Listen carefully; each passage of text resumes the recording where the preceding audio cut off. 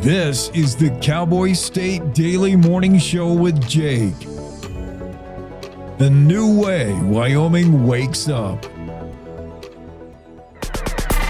It's time to take a look at what's happening around Wyoming. From the Cowboy State Daily News Center, I'm Mac Watson. Things got heated at Representative Harriet Hageman's town hall in Thermopolis on Thursday night. Cowboy State Daily's Claire McFarland reports that most people just yelled at each other rather than yelling at Hageman. There would be someone who just attacked Hageman, like, how dare you this, how dare you that? And the people on the other side of the room, at the antique piano were like, ask a question and move on so the rest of us can get in here. Cowboy State Daily did ask the representative if she has a solution for the lack of transparency among federal policing agencies working on the Wind River Indian Reservation. Hageman replied she's been working toward establishing, quote, economic development and safety and security in tribal country.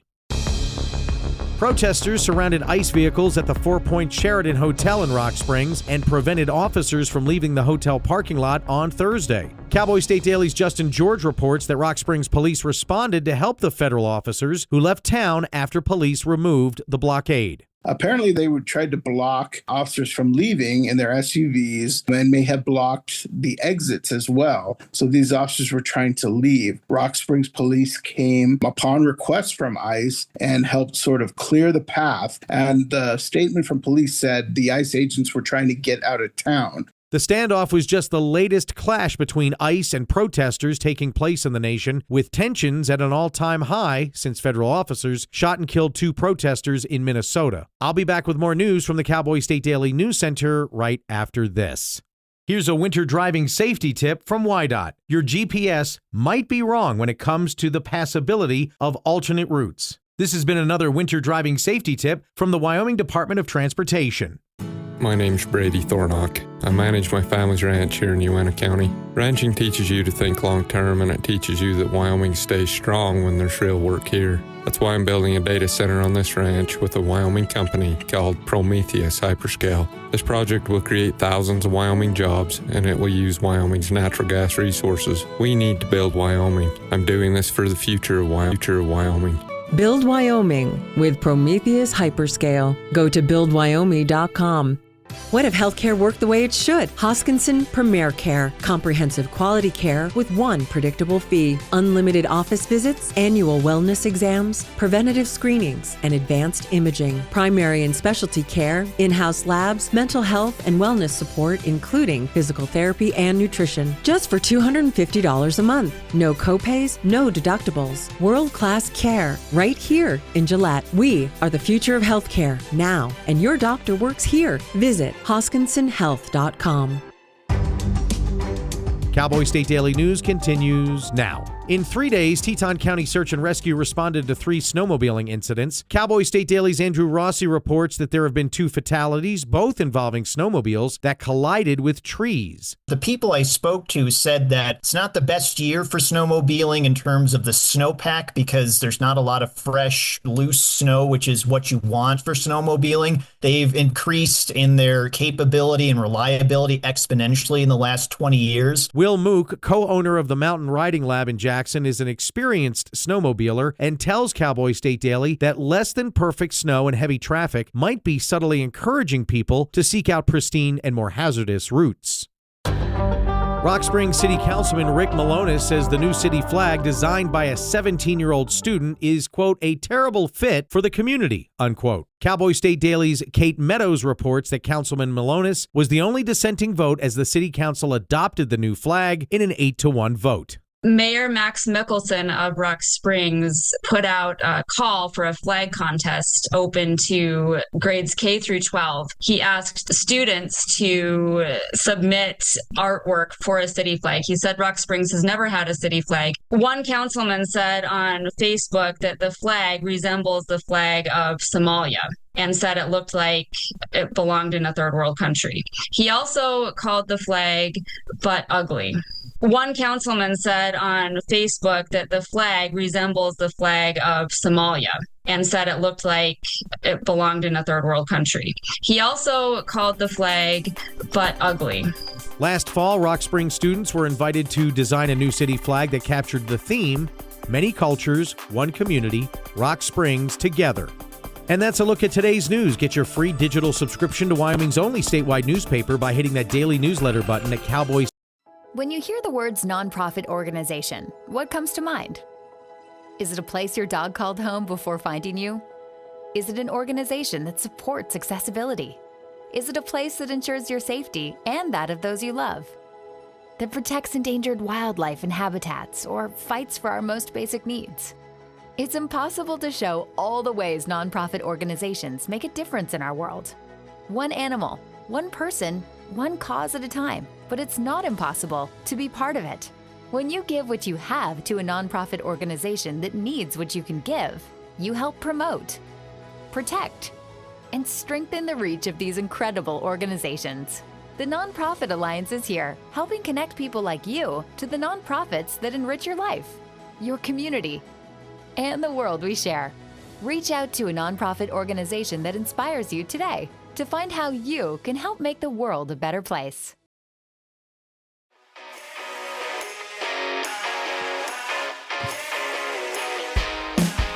Cowboy State Daily Show with Jake on a finally Friday. Ice is in Rock Springs. Some people don't like it. The new flag in Rock Springs. Some people don't like it. I didn't know towns got flags anyway.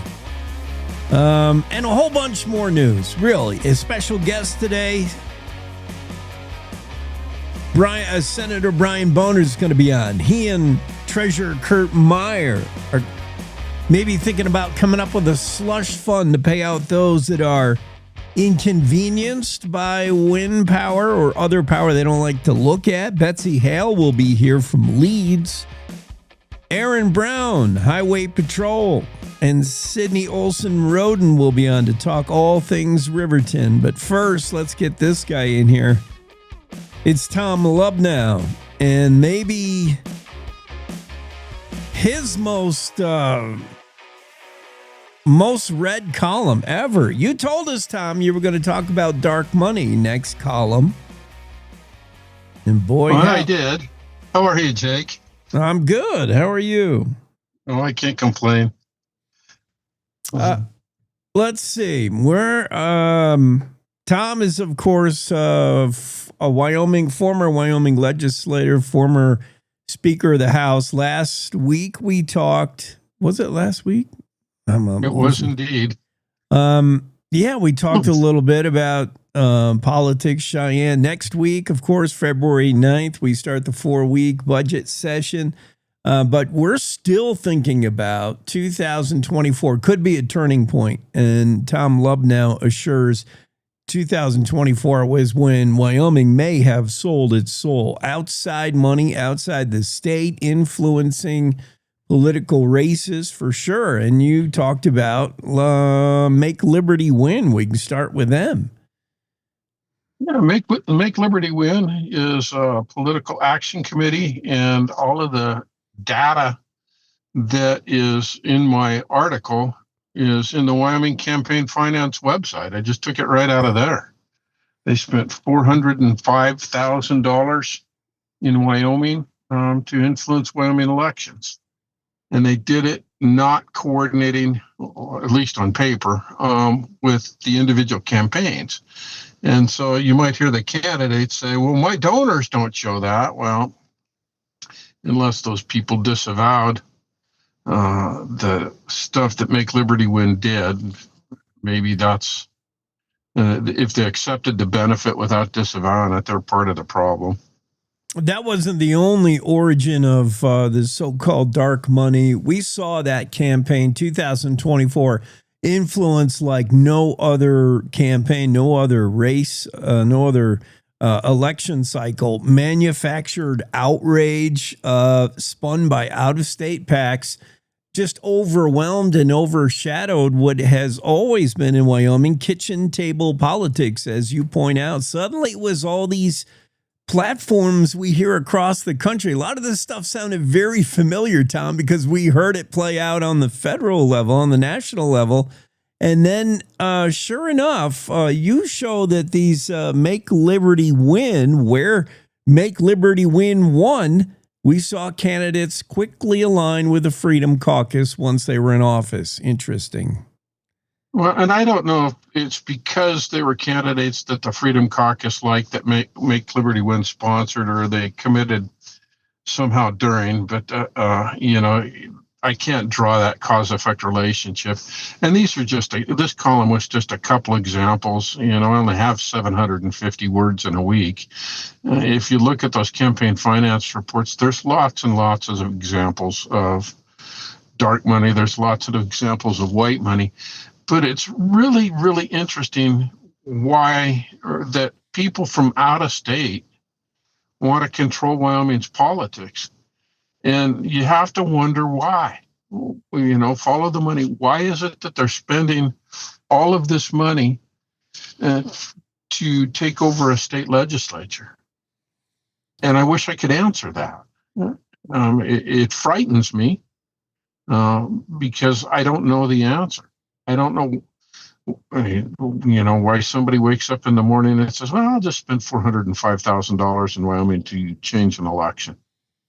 Yeah. What is the end goal? That it is disturbing. We don't know why, but let's go back to Make Liberty Win and the ties to Young Americans for Liberty, a nonprofit, a legit nonprofit. What is that group? What do you know of where the money came from? And then maybe we can figure out what it's trying to do. Now, the head of Young Americans for Liberty is from Austin, Texas.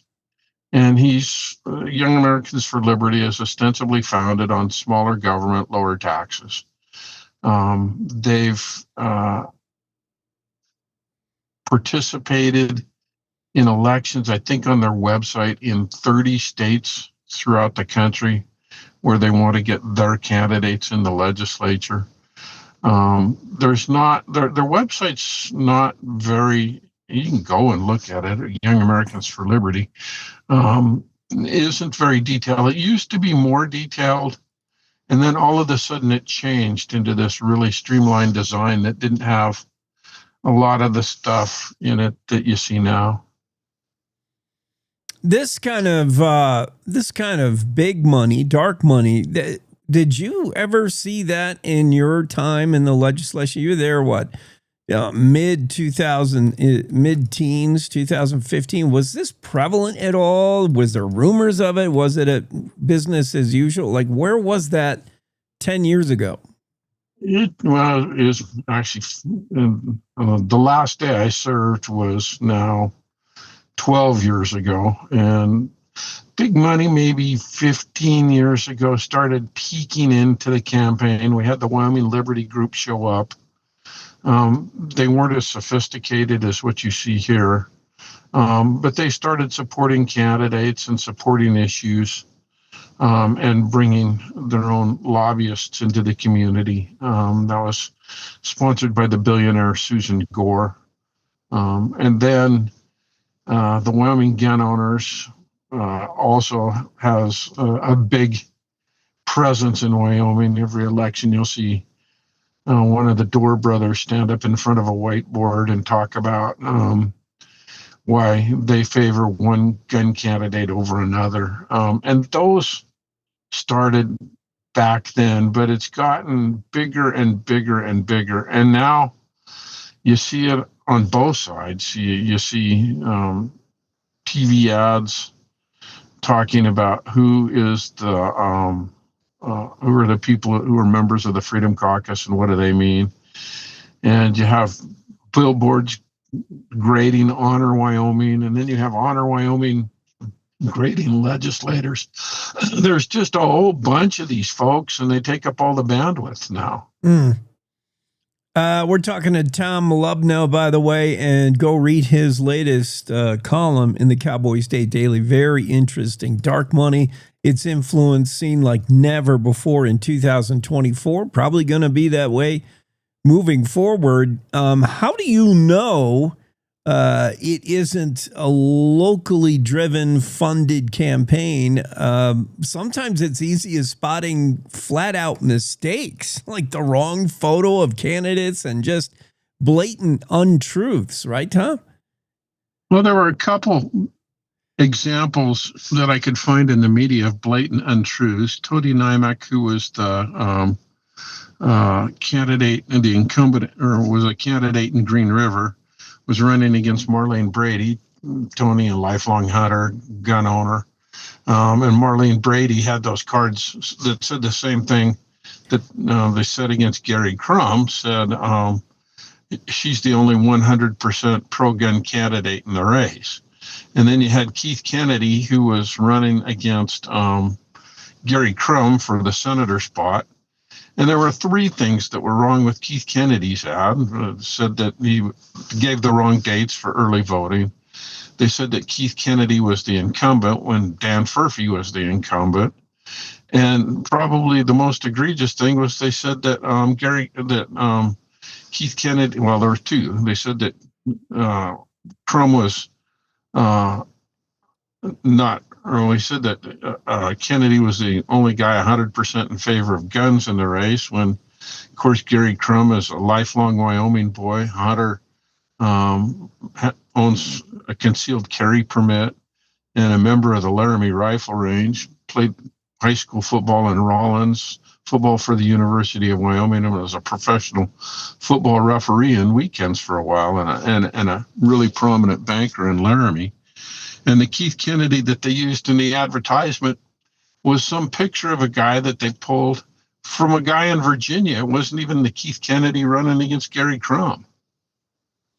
That's either sloppy marketing or AI gone wrong. I don't know, but it's all evidence that what is pulling strings in our elections may not be somebody in Wyoming. And that's scary because, as you mentioned, Tom, you got to ask yourself why. Why is somebody interested in election results in Wyoming? Are we that big of a player? But what's the payback? If you get elected in, if you win a race and you were a benefit of these flyers and emails and robocalls, who do you now owe?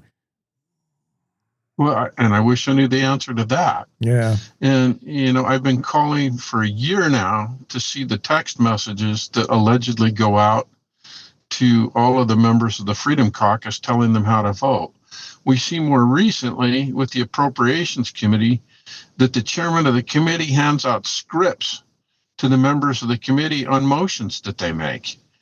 And then when they make the motions and they're questioned on them, they can't answer the questions. And there's some video evidence of that. So who is pulling the strings and who is writing the scripts? And I wish I knew the answer to that. And I wish the Wyoming voters knew the answer to that. Tom Lubnau is with us first thing on this Finally Friday show, Cowboy State Daily.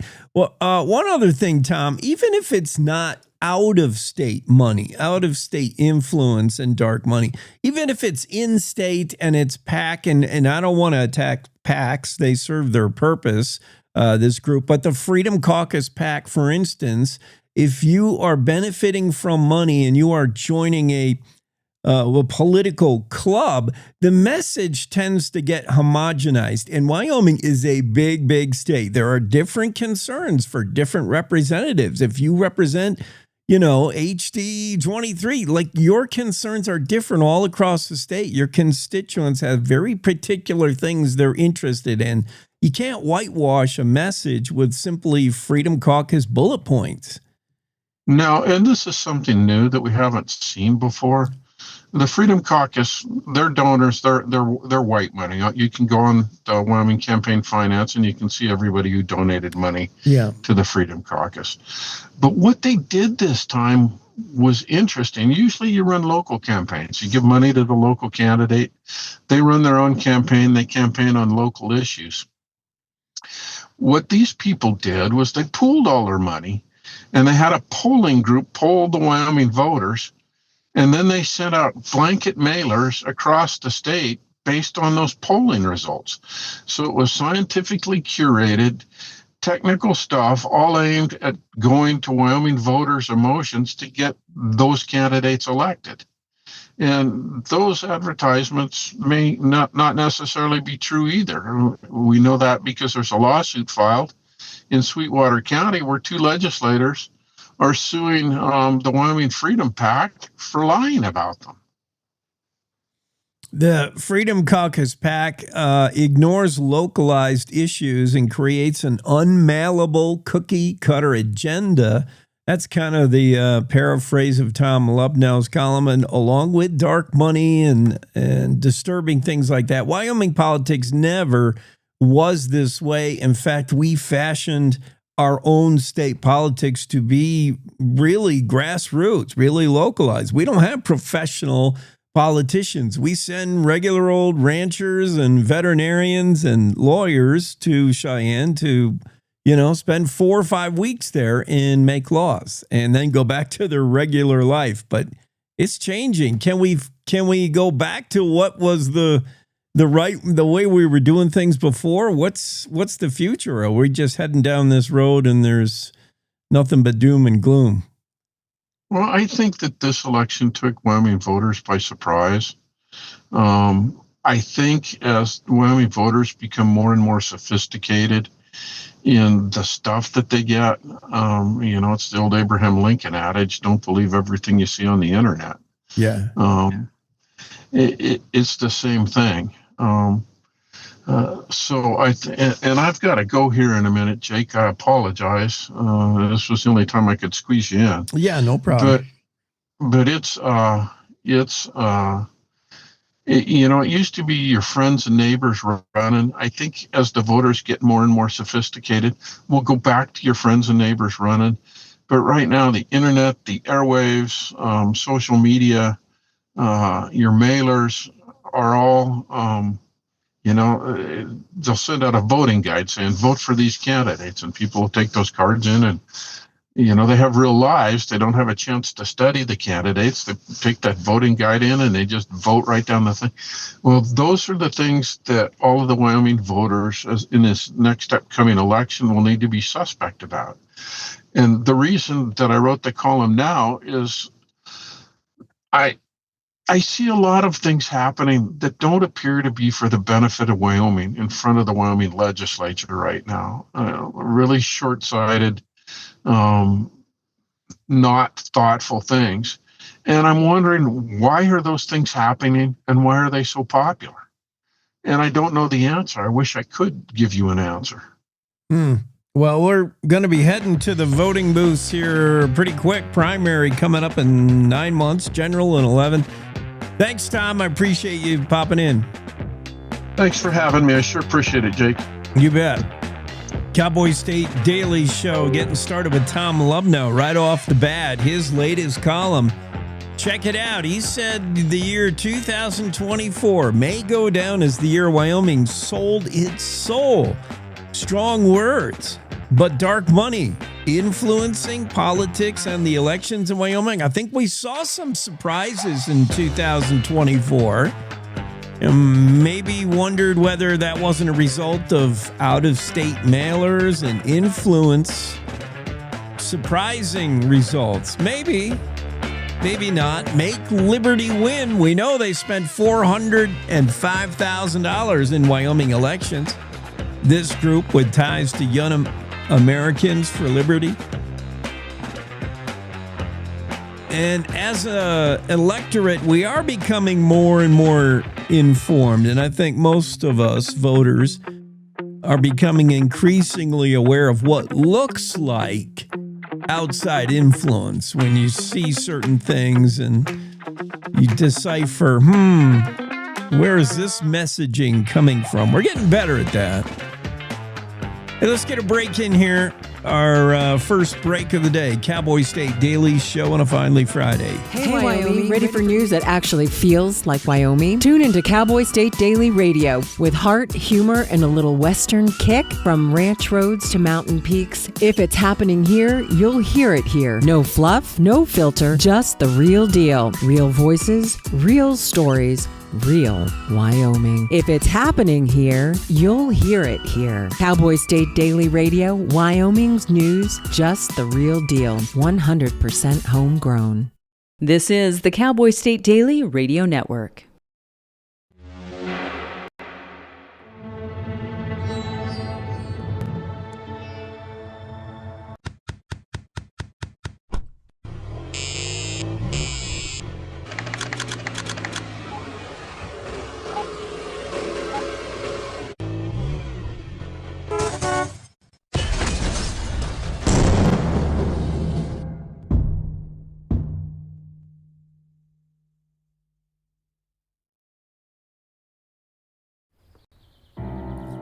Aye.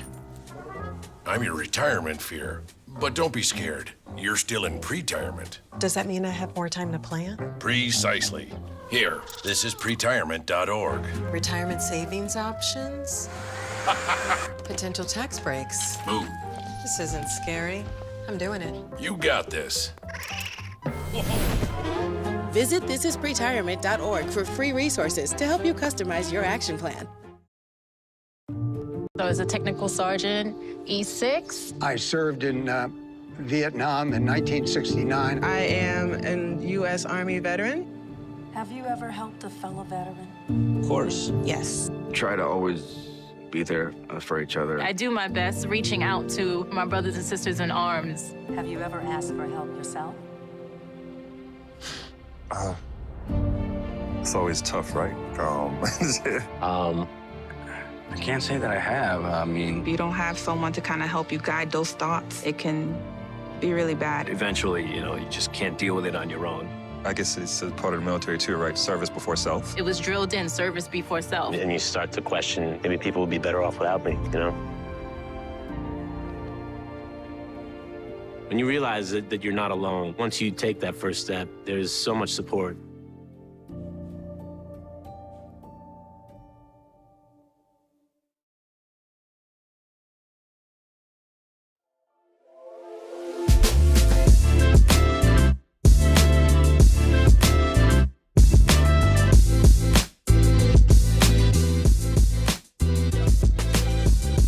Let's pop in a weather forecast from Don Day. The day weather forecast across the state today. Pretty mild, certainly as compared to the rest of the nation that's dealing with a polar vortex, bomb cyclone, nor'easter mix. What a cocktail that is. Yeesh.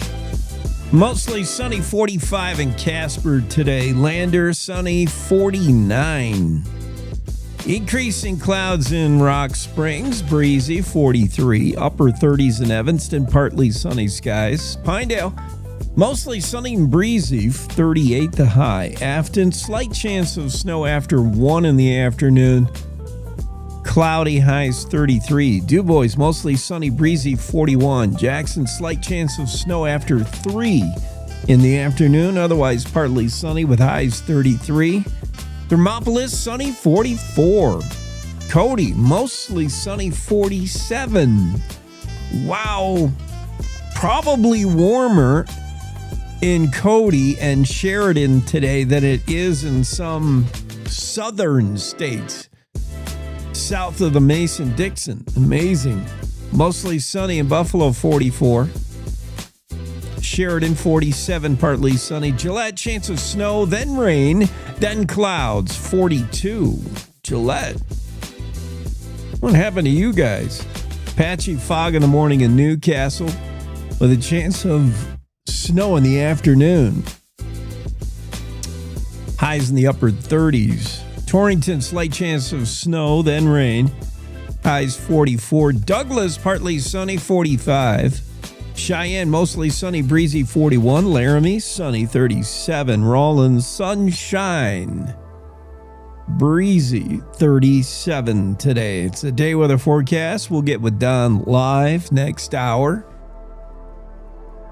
Talk more about the weather. This is not unprecedented, but it is a significant, noteworthy weather event that's going on in the U.S. right now. And Wyoming just has front row seats. That's about it. We're not really affected. Up in the northeast section of the state, you got box seats for this. We got the cheap seats over here in western Wyoming.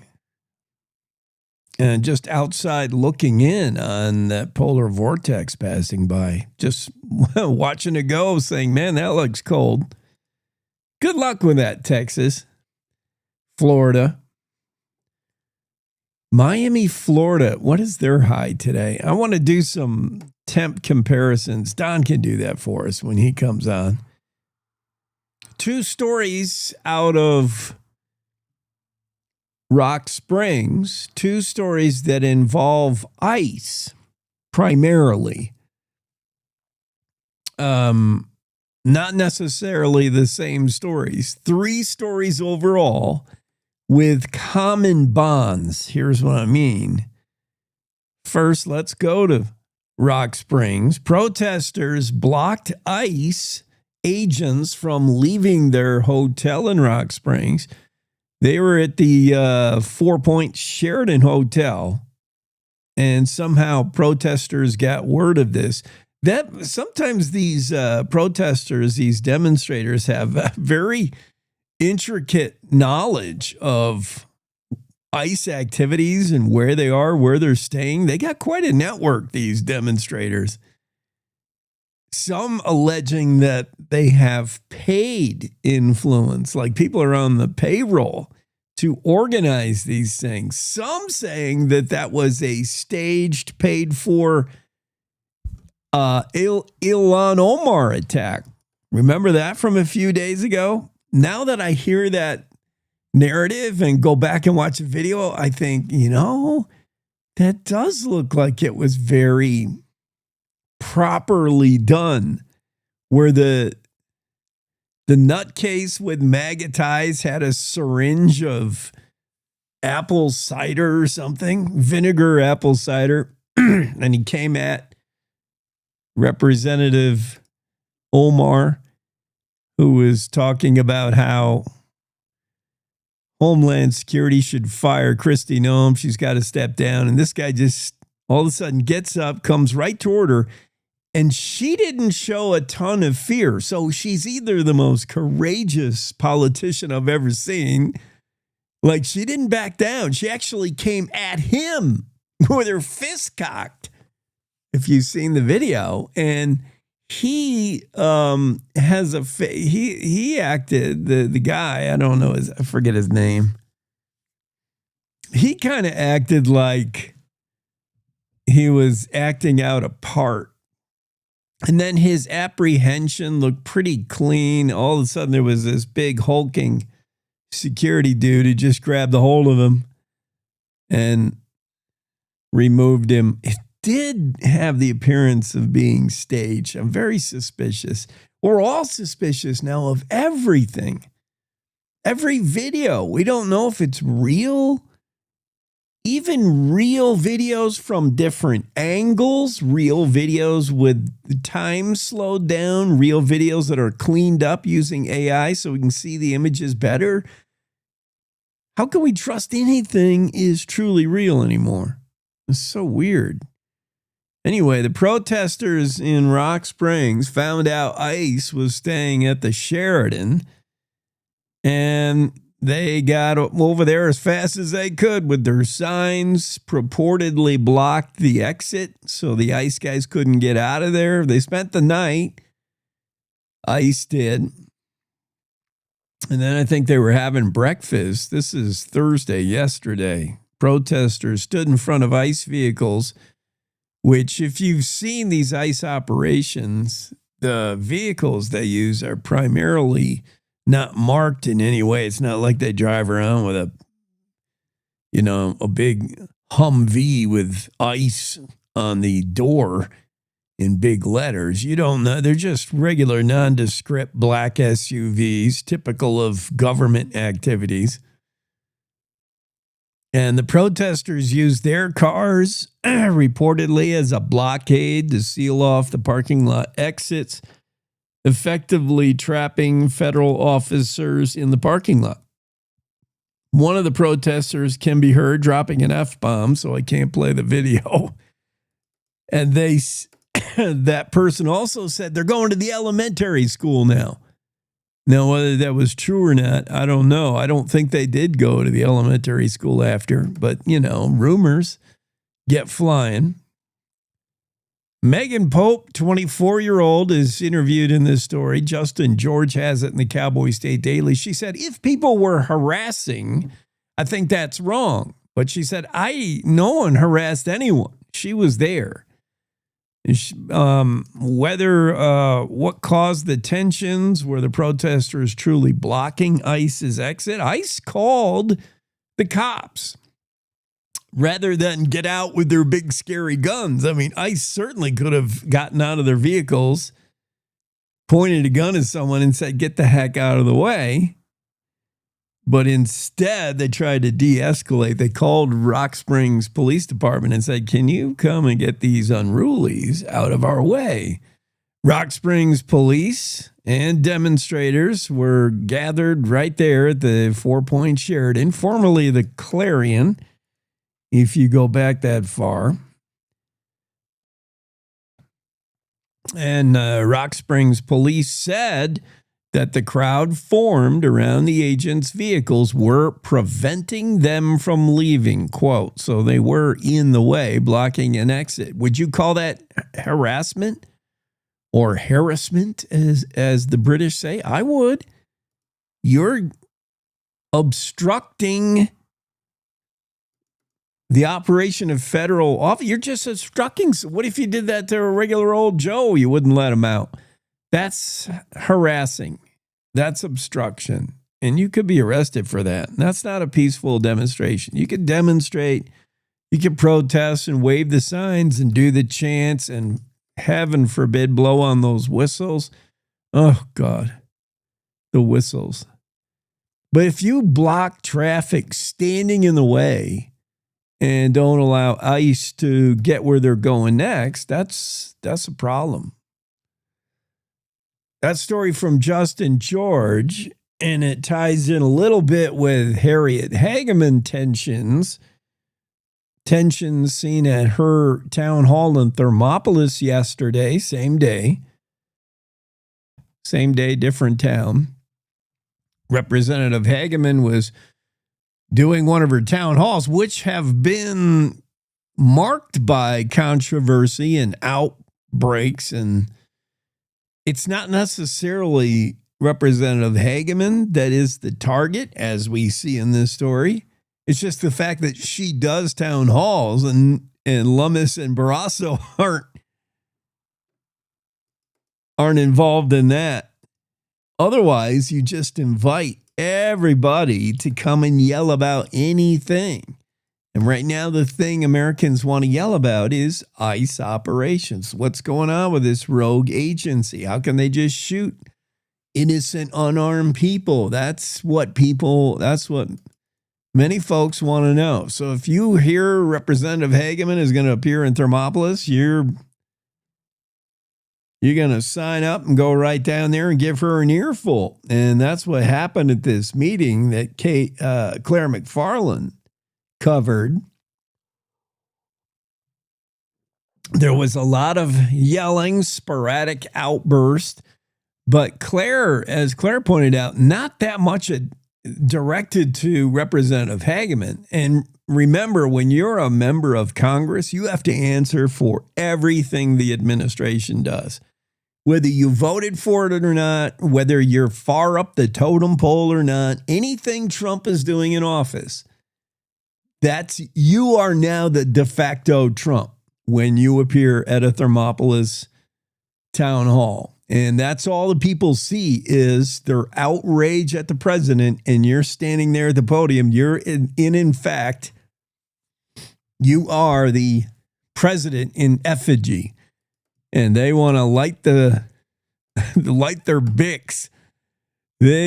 So there was yelling and shouting, and a lot of the stuff not directed at Representative Hageman, or it may have started that way. Representative Hageman, where do you stand with this ICE stuff? The shooting of Preddy, and what do you think of that? And then some others would shout the other way, oh, come on, that's not a legitimate question for the representative. She's not involved in ICE, and you're just making it so I can't ask my question. And it kind of devolved into what politics has devolved into in general. Just a shouting fest. Hageman did attempt to answer these questions regarding the Preddy shooting. Hageman said, I don't know. I've seen the videos and I don't know what happened there. I'm kind of with her. I mean, I see some videos that make it cut and dried that 2 ICE officers shot an unarmed man in the back. Then I see other videos, particularly some taken 11 days prior that showed Preddy is not maybe the total innocent choir boy that we've made him out to be on the left side of liberal. So shots fired. Did the gun go off accidentally? And once you hear one shot, that's going to be followed by a lot more shots from guys wearing ICE uniforms. By the way, President Trump did say the other day that the two officers involved in that incident, the ICE officers, have been placed on leave. The two agents involved in the shooting, according to Department of Homeland Security, have been placed on leave. Stephen Miller, one of Trump's top aides, admitted that, quote, they may have not been following protocol when they shot Preddy, who was on the ground, restrained and disarmed. So some weakening of the wall of defense. Kristi Noem, Department of Homeland Security, has been busy throwing everybody under the bus, saying anything she does comes from above. If you don't like what I do, that's just me carrying out Trump's orders, is what Noem basically said.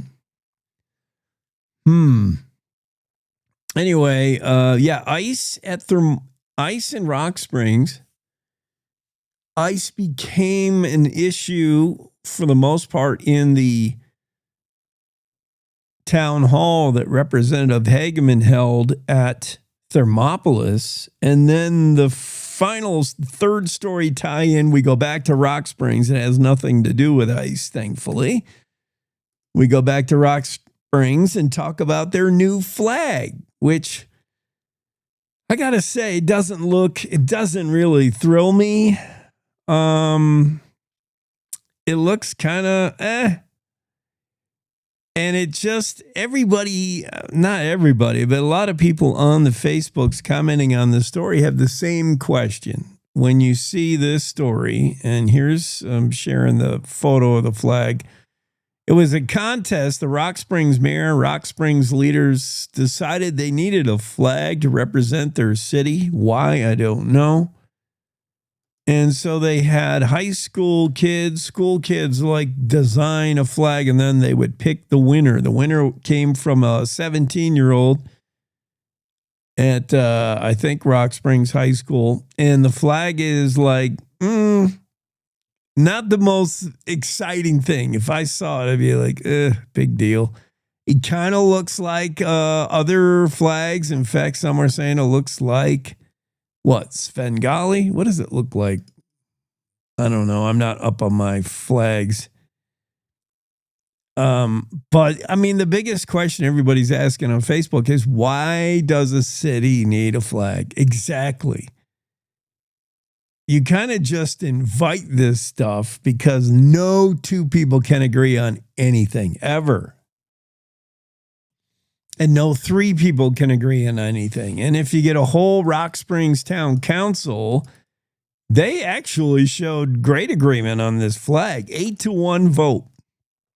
And the one is coming out saying the flag is but ugly. The one being City Councilman Rick Malonis said the flag's but ugly, terrible fit for the community, looks like the flag of a third world nation, particularly I forget which nation was identified as the flag looking like. I can't find it in the story now.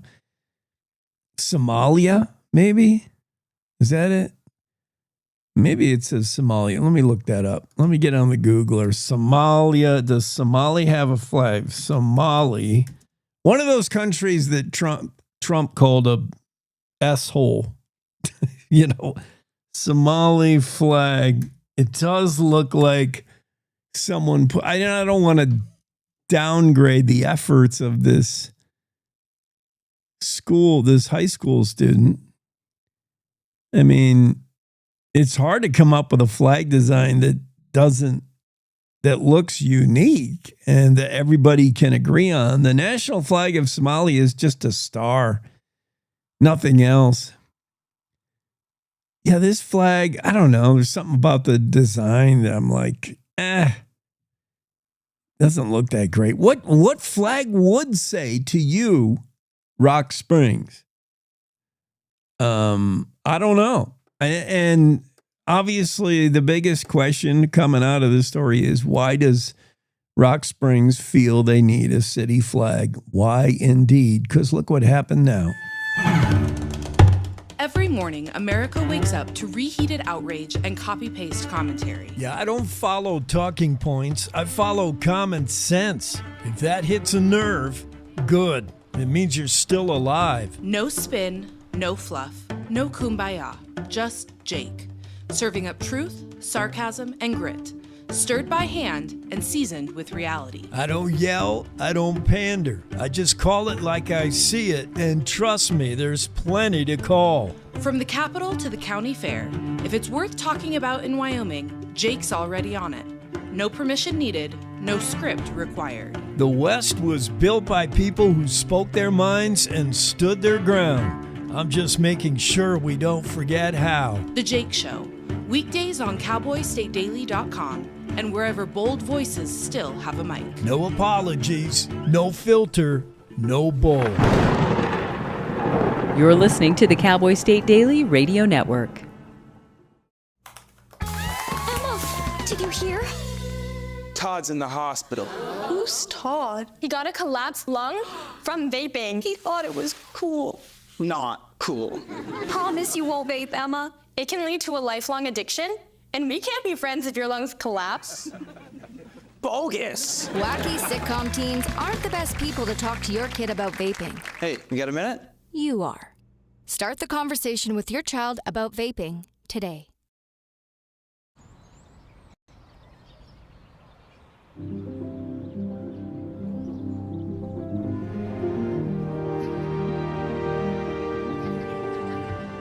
These walls and windows hold me tight. The warm embrace we all call home. My neighbors watch over one another. This little street is a land of liberty of its own, where I always have a place to go. I'm free to call this place my own.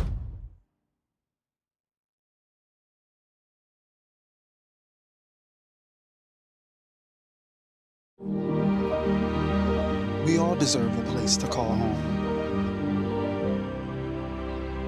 That's an American dream.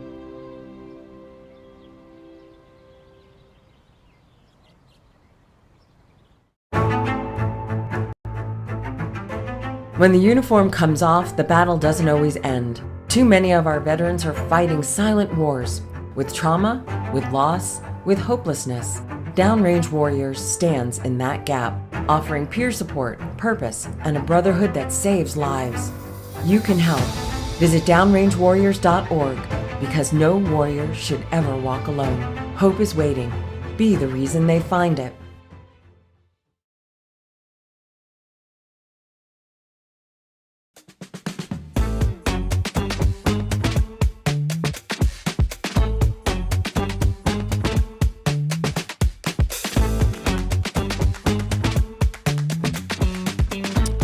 Cowboy State Daily Show with Jake, finally Friday. Zuby says, sounds captive.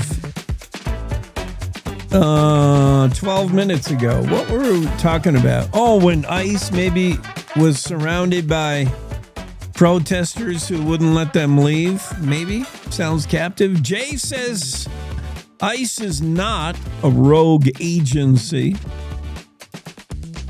And we had a text come in also defending ICE, saying all them SOBs that blocked the ICE in should be rounded up and prosecuted for interfering with the law. When protests and demonstrations go overboard to the point of harassment against agents, not allowing them to do their job, when it's more than just waving signs and blowing whistles, when it's getting in the way of vehicles, Oh, there's nothing more annoying than somebody standing in front of your vehicle because you can't run them down. Or can you? I just saw a video of somebody getting runned over. A protester. It happened in Nebraska, maybe? I can't remember. But somebody get run over. What ICE and other agencies do is just, keep driving slow because nobody in their right mind is going to continue to stand in front of a giant SUV if it's moving slowly. Like, you're going to move out of the way, I would imagine, at one point, or get run over. Get out the way or get run over. And so that's your only recourse, is to go slow. But whenever the protesters, whether it's hippies in California who do a sit-in on the highway and disrupt traffic for miles and miles and miles and miles, or whether it's these ICE demonstrators who stand in front of a vehicle and don't allow it to move, this is not demonstrating anymore. This is harassment, obstruction at the very least, for sure.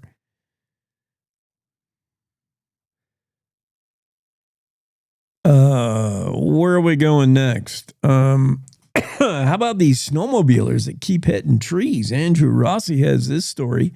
Speculation that maybe people are going out farther because of lack of snow. I don't think so. I think people just can't drive snowmobiles, honestly. These are more and more people behind the wheel. It's not a wheel, behind the skis of a snowmobile that probably shouldn't be. In the last 2 days, there's been 3 collisions, or the last 3 days, there's been 2. In the last 3 days, Teton County Search and Rescue has responded to 3 snowmobiling incidents, 2 of them fatalities, all involving snowmobiles and trees.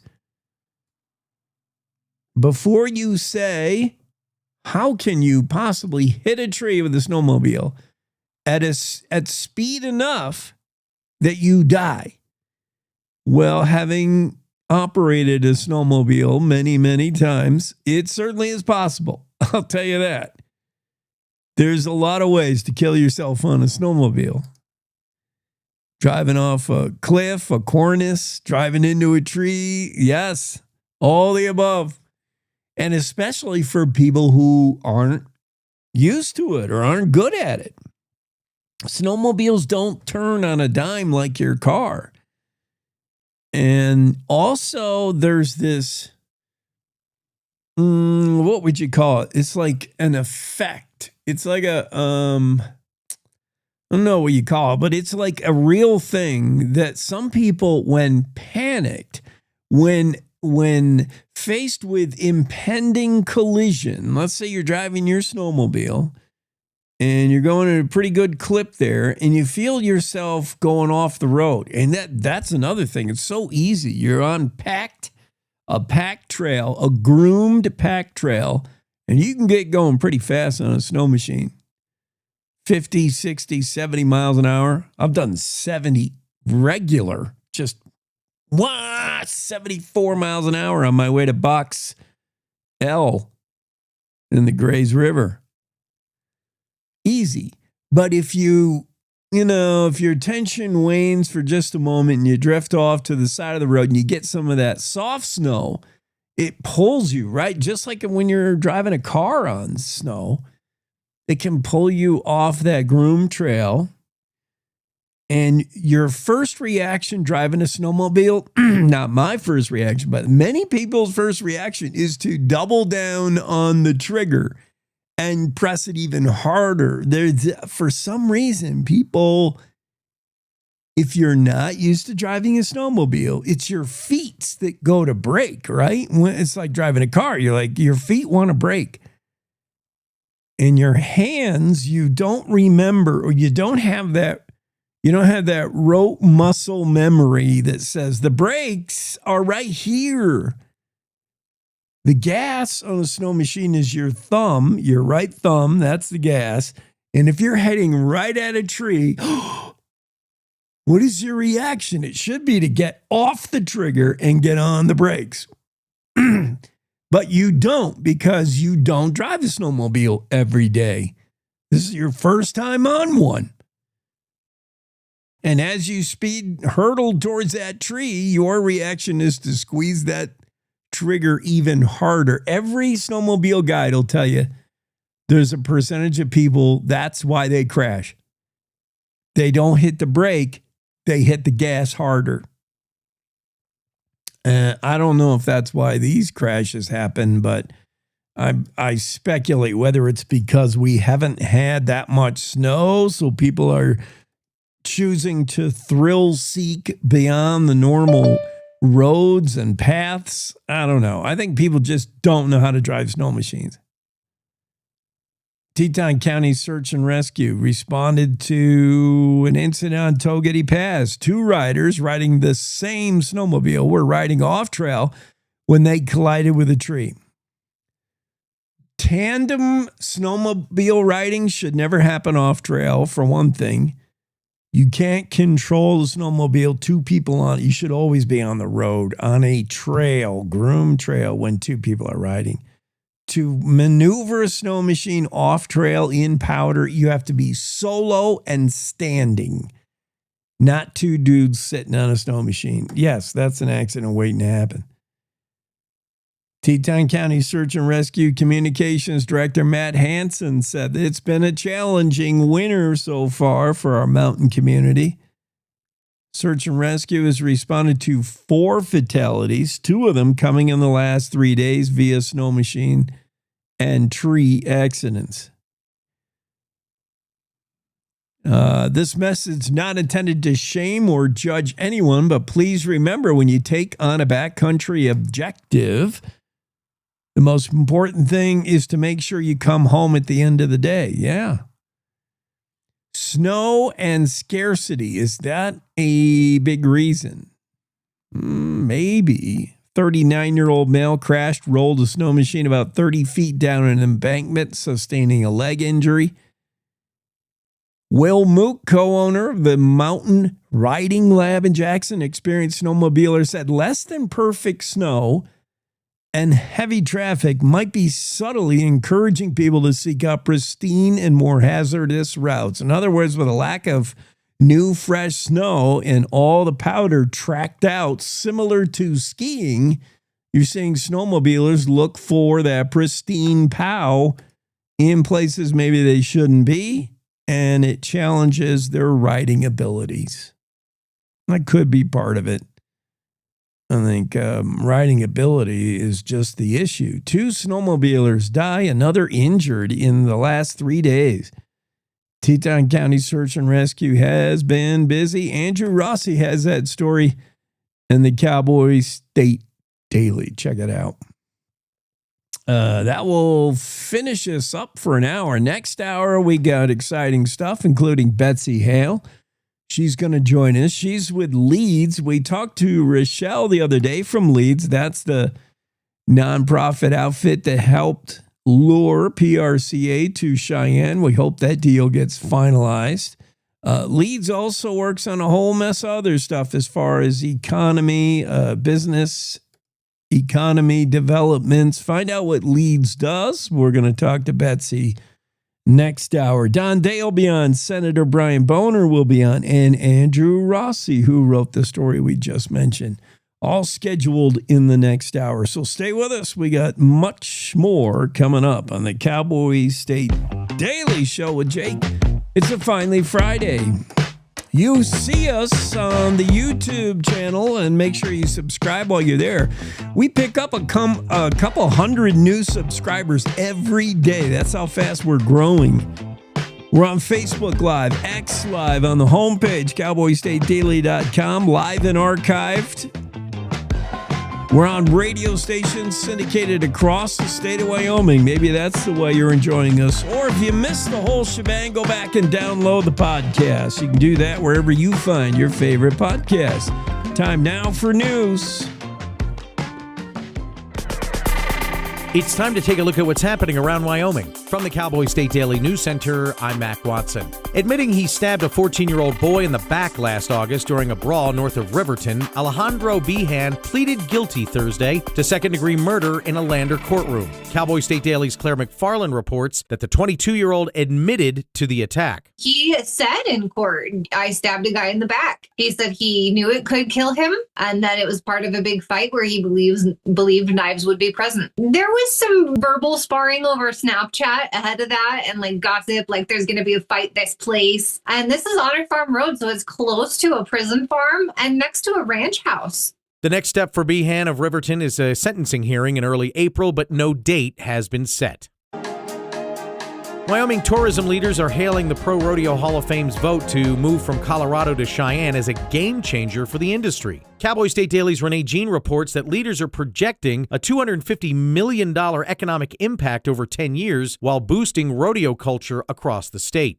Just about every community in Wyoming, Cody Night Rodeo, Du Bois, this rodeo every Friday night. Sheridan has the Wyo Rodeo with a year-round destination that the PRCA is envisioning here. It's not just the Hall of Fame, the headquarters. It was a cultural shopping district, a year-round destination. Retired bullfighter Mark Gill tells Cowboy State Daily that previously the Hall of Fame was dependent on happenstance traffic and attracted about 35,000 visitors annually in Colorado. But when it's sitting at a cross-country intersection like the I-80 and I-25, he believes that foot traffic is going to go up, way up. I'll be back with more news from the Cowboy State Daily News Center right after this. Here's a winter driving safety tip from WYDOT. Your GPS might be wrong when it comes to the passability of alternate routes. When an interstate or highway is closed due to winter conditions, neighboring roads are potentially just as bad, if not worse. This has been another winter driving safety tip from the Wyoming Department of Transportation. My name's Brady Thornock. I manage my family's ranch here in Uena County. Ranching teaches you to think long term, and it teaches you that Wyoming stays strong when there's real work here. That's why I'm building a data center on this ranch with a Wyoming company called Prometheus Hyperscale. This project will create thousands of Wyoming jobs, and it will use Wyoming's natural gas resources. We need to build Wyoming. I'm doing this for the future of Wyoming. Build Wyoming with Prometheus Hyperscale. Go to buildwyoming.com. At Hoskinson Health Advanced Imaging, an imaging experience that's accurate and above all, human. Built around the most advanced diagnostic technology in Wyoming, we deliver fast, clear, and reliable answers. No physician referral is required for an appointment. Most insurance is accepted. Competitive cash pricing and personalized insurance assistance. Hoskinson Health Advanced Imaging. We are the future of healthcare now, and your doctor works here. Visit hoskinsonhealth.com. Cowboy State Daily News continues now. Students at the University of Wyoming say they aren't waiting for the legislature to finalize its budget before fighting back against cuts they worry could slash funding by 15%. Cowboy State Daily's David Madison reports that they say the cuts will hurt UW's ability to generate future revenue for Wyoming. What they want to point out is not so much an alternative plan, but just the effects of these cuts, that it's not just $40 million off the top, that has a knock-on effect. You're going to scare away the best professors. Now, legislators on the Joint Appropriations Committee voted January 13th to cut $40 million from UW's block grant, roughly 11% of what the university receives from the state. The new crop of grizzly cubs that will emerge this spring to the delight of visitors at Yellowstone will likely have been born, researchers say, in January. Cowboy State Daily's Mark Hines reports that a long-term study has nailed down January as the month when most grizzly cubs are born. And they kind of narrowed it down to, in Yellowstone, it seems like January is a month. Nearly every bear cub born in Yellowstone Park is born in January. And it's just kind of a sweet spot timing where they're not being born so early that when spring comes, they're just too small to survive outside the den. What they did is they outfitted some of the female bears with these motion. Grizzly expert Cecily Costello tells Cowboy State Daily that previously biologists had to make assumptions about bear birth dates across a broad time frame. And that's today's news. Get your free digital subscription to Wyoming's only statewide newspaper by hitting that daily newsletter button at cowboystatedaily.com. I'm Mac Watson for Cowboy State Daily. My mom and dad were traditional Asian parents. Now, my father would go to work before I woke up in the morning, and then he would come home too tired to play with me.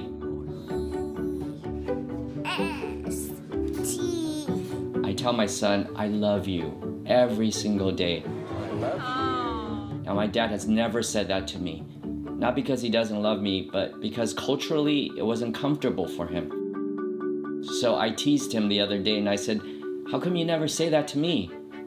And he said, you're too old now. Now that he's a grandfather, he says, I love you to my son every time he sees him. My advice to all the fathers out there, forget the material things, forget the cultural restrictions. They grow up way too fast for you to waste even a single precious minute or moment. Say bye-bye. Bye-bye.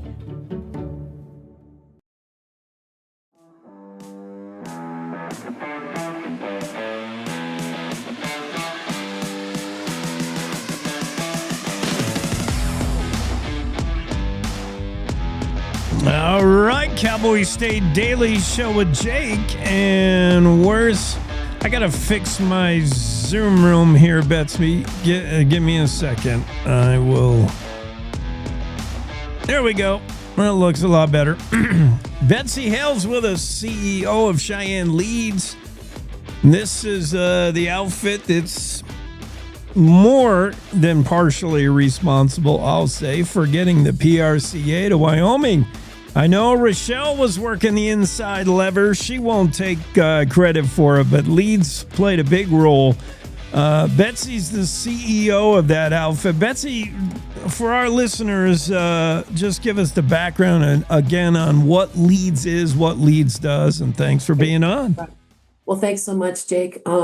As you said, I'm the CEO of Cheyenne Leads, and Cheyenne Leads is a 40-year-old 501c6 economic development nonprofit. So we're a private organization. We're built mostly on our membership. We're kind of a grassroots effort. Was started in 1986, and it was really because there was a Walmart distribution center seeking a location along I-80 and I-25, and we didn't have any business parks. And so that distribution center ended up at the crossroads exit of I-25 down in Loveland. And that kind of inspired our business community to say, hey, we need to start a business park. And so that's kind of our philosophy of how we do things. We started Cheyenne Business Parkway in the 90s, and then we started North Range Business Park in the early 2000s. And then during COVID, we started Bison Business Park and followed by High Plains. So that's kind of how we do it. We buy land, we build infrastructure, and then we hope that companies will come to Wyoming. I was not aware of that angle of it. I know you promoted business development and stuff like that, and crucial that way. We'll talk about in a minute what $1 towards $1 invested in business development and what it pays back, return on investment. It's incredible. Right. But I didn't realize to what degree you are in the real estate game, so to speak, the site selection. I mean, that for PRCA, that was crucial. They had kind of outgrown where they were. And you can't say come to Cheyenne unless you've got a place identified. And that was really key. The property ownership and site selection of what Cheyenne Leads does is really crucial. Right. And, that's kind of been our philosophy since the start. When we recognized that we didn't have any what they call shovel-ready sites, which are, lots that are platted, and then they have the roads, the sewer, the water, the fiber to them. That means the businesses can get in the ground quickly. They can get those buildings up out of the ground. Our first project was actually with Sierra Trading Post, which is now just Sierra, and they're part of TJX, and it was 92 acres or 90 acres, and that was back in 1992. And you talk about the ROI. And so we were able to give them the land at a deep discount, and they were able to come in, and for all of the investment that was made in the roads, sewer, the water, the fiber, and then getting that land bought, we today receive $52 for every dollar that was put into that project on an annual basis. So when you talk about return on investment, putting the money into the land and the infrastructure really over time, over generations, creates that churn, and it creates that continual tax base growing in your community. And we've had those similar stories Of course, with our Microsoft data center and our Walmart distribution center out on the west side of town, as well as the National Center for Atmospheric Research. So that's kind of the long game of economic development. It's a marathon, not a sprint. Cheyenne Leads, nonprofit located in Laramie County. This is the CEO, Betsey Hale, and it's 40-year track record that began, well, necessity, the mother of invention, began with a Walmart needing a place to do business. The return on investment, let's talk about that. I'm on your website now. For every dollar provided as land incentive in 2021, it paid back more than fivefold. In 2023, every buck returned $7.40. Today, it's more like over $8 for every dollar spent. Are you puffing up the numbers? Where are you coming up with it? No, it's impressive. No. So you know what? We're really blessed, and so I'll brag a little bit about our flagship university over in Laramie County. When I got here in 2020, COVID, I recognized that we really hadn't gone back to our members and said, does this economic development thing work? I hadn't gone to the city and the county because we do have a contract with the city and county to do all their outbound marketing to bring people here. We hadn't shown them, hey, after 35 years, economic development works when you invest in land and infrastructure and you pass that on to these companies. And so we reached out to the University of Wyoming Center for Business and Economic Analysis and Dr. Adlin there. And we said, is this something that you could do? Could you help us demonstrate that over these past 35 years, this investment has worked? Because, those dollars were donations. The dollars that we used to buy the first 900 acres and put the infrastructure in was what we called Progress and Prosperity 1. And that was about, I think it was $1.8 million that the community raised with pledges to get that infrastructure and get that land. And so we kind of owe it to them, And Dr. Adlin and his team of graduate students and other colleagues over there at UW said, yes, we can. And it was just fabulous because we actually trued up the real estate value to the 2020 values. So, when you give some land away in 1992, you really kind of auto-model it as to what it would have been today, or at that time, 2020, when we started the research. And then what he did is their team looked at every business that had received some kind of incentive of the land, and then threw that cost of infrastructure into it, and then went and looked at the real tax revenue that was coming into the state, whether that was sales taxes, whether that was real property taxes, tangible personal property taxes, whether it was the capital investment, whether it was the payroll dollars, the number of jobs over the time frames when each one of those came. And so those numbers are really bean and corn accounting, count the pennies, not inflated, The other thing they did, which was really great, is in economic development, we always talk about the but for. So but for the incentive, the company won't come, right? Because it's a competition. I mean, there's 800 plus economic development organizations in the United States. So these companies are not coming just because they like you. They're coming because they're making good financial decisions. We have the best tax structure in the United States of America. Check the box. But they also want to look at your workforce. They also want to look at cost of doing business in other things, And so we asked UW to do it. And so every 2 years, so we'll have another report that comes out in 2027. And I would bet that it's probably going to be over $10. Because as we see companies come on, the Meta data center still hasn't, come online. Now, we didn't give any incentives to Meta. They came and paid full price for their land. They came and they're paying for all the infrastructure that's being put in.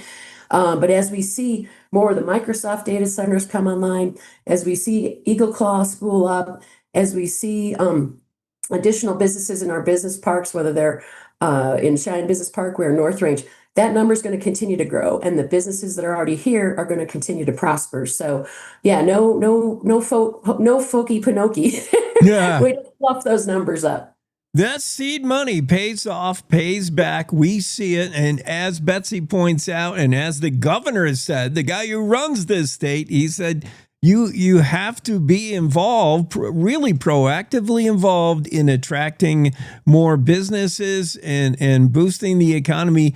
Wyoming's got a lot of things going for it, but to level the playing field, you also have to attract these companies because other communities are.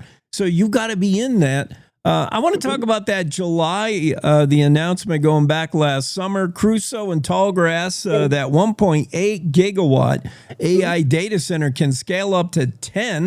That's like, we could power the whole, everything west of the Mississippi with this thing, man. Yeah. That's huge. These data centers are huge. It's the future. We're getting them popping up like weekly, it seems. I'm sure Cheyenne Leeds was involved in making this happen. Sure. Well, actually, it was kind of an interesting history. We had data centers here before the first Microsoft data center campus started out at the North Range Business Park. EchoStar has a data center with their satellite uplink facility over in Cheyenne Business Parkway. Greenhouse Data, which is now Lubnau, is in Cheyenne Business Parkway. There's several data centers in the banks. CenturyLink had a data center as well.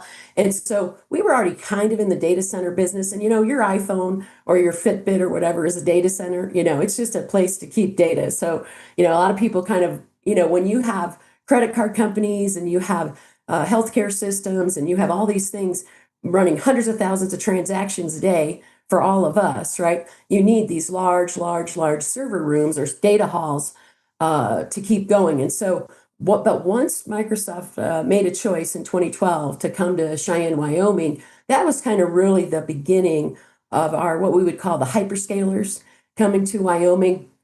And that was really a great story because what actually happened was Leeds had bought the land and we had our second Progress and Prosperity campaign. And so we made those investments there.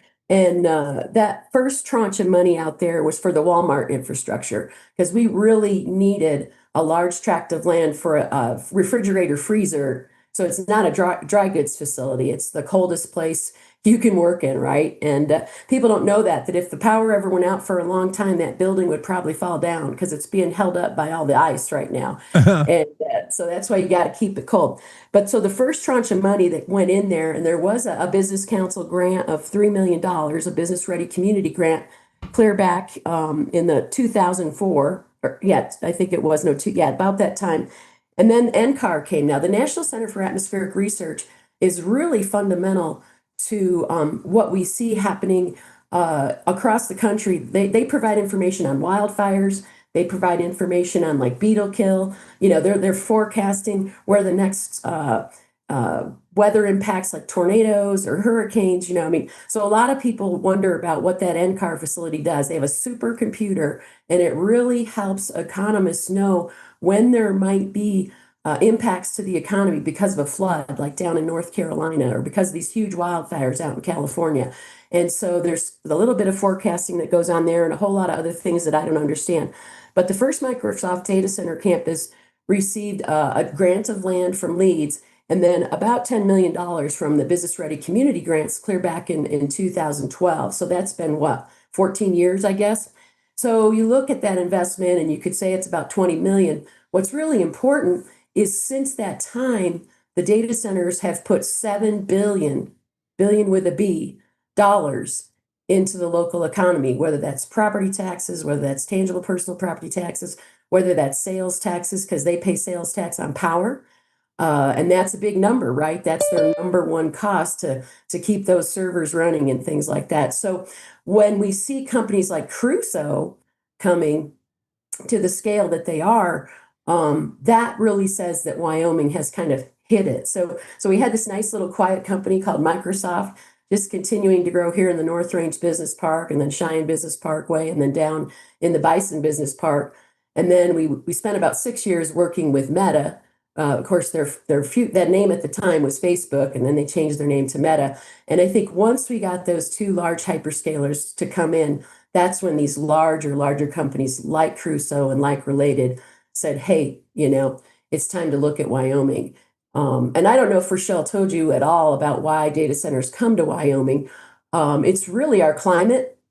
They like the consistency of the climate. I know a lot of people say, why would you like the consistency of the climate with the wind?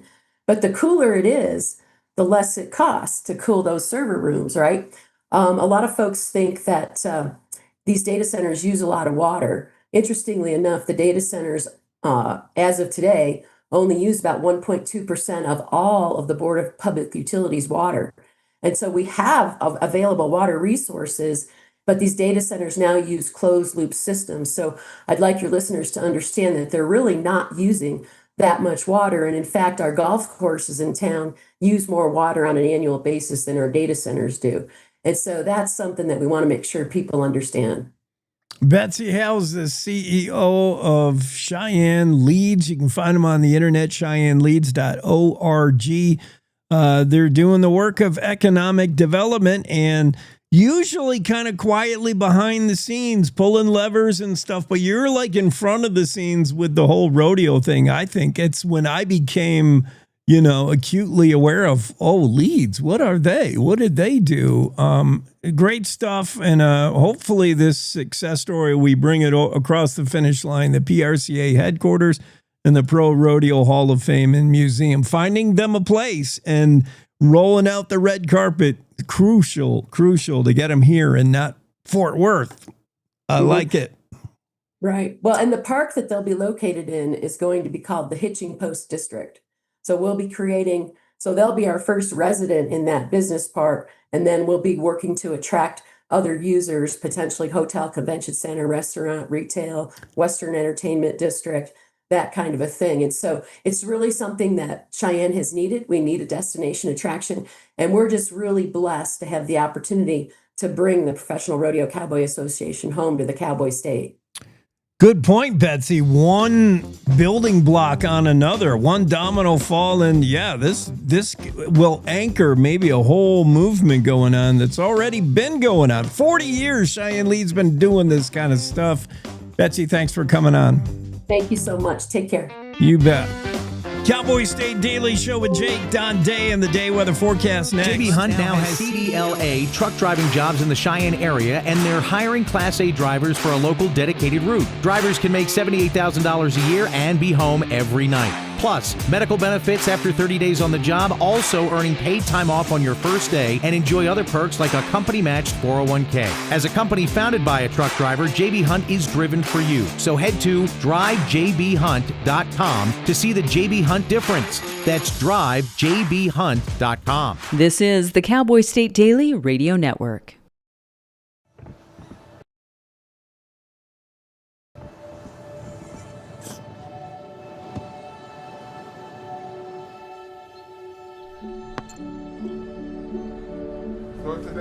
I don't remember how it started.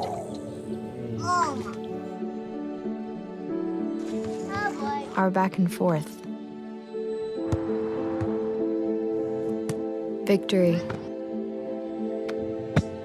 Fumble.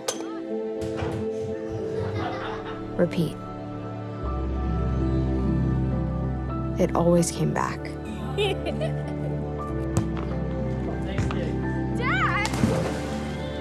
Okay, here we go, throw it! Yeah.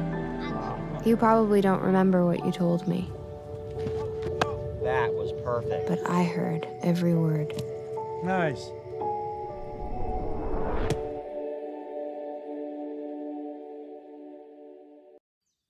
Jason, let's go see your room.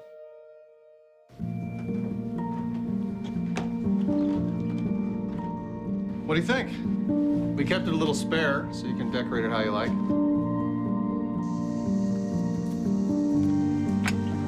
Dinner!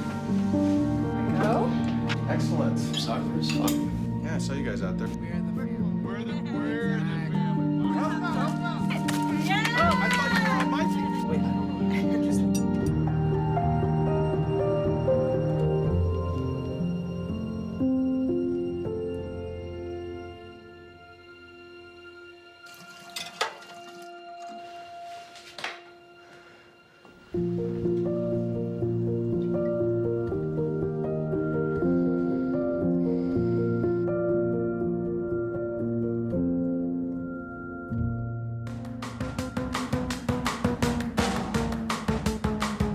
Let's get a little weather forecasting in here on a finally Friday. Don, it's already begun. I heard from my brother in upstate New York saying, I thought Wyoming was cold, and he showed me 1 degree is what it was there at the moment compared to what Wyoming was. Pretty soon, everybody I know down the eastern seaboard all the way to Miami, Florida will be saying I thought Wyoming is cold. Take your winter back, etc., etc.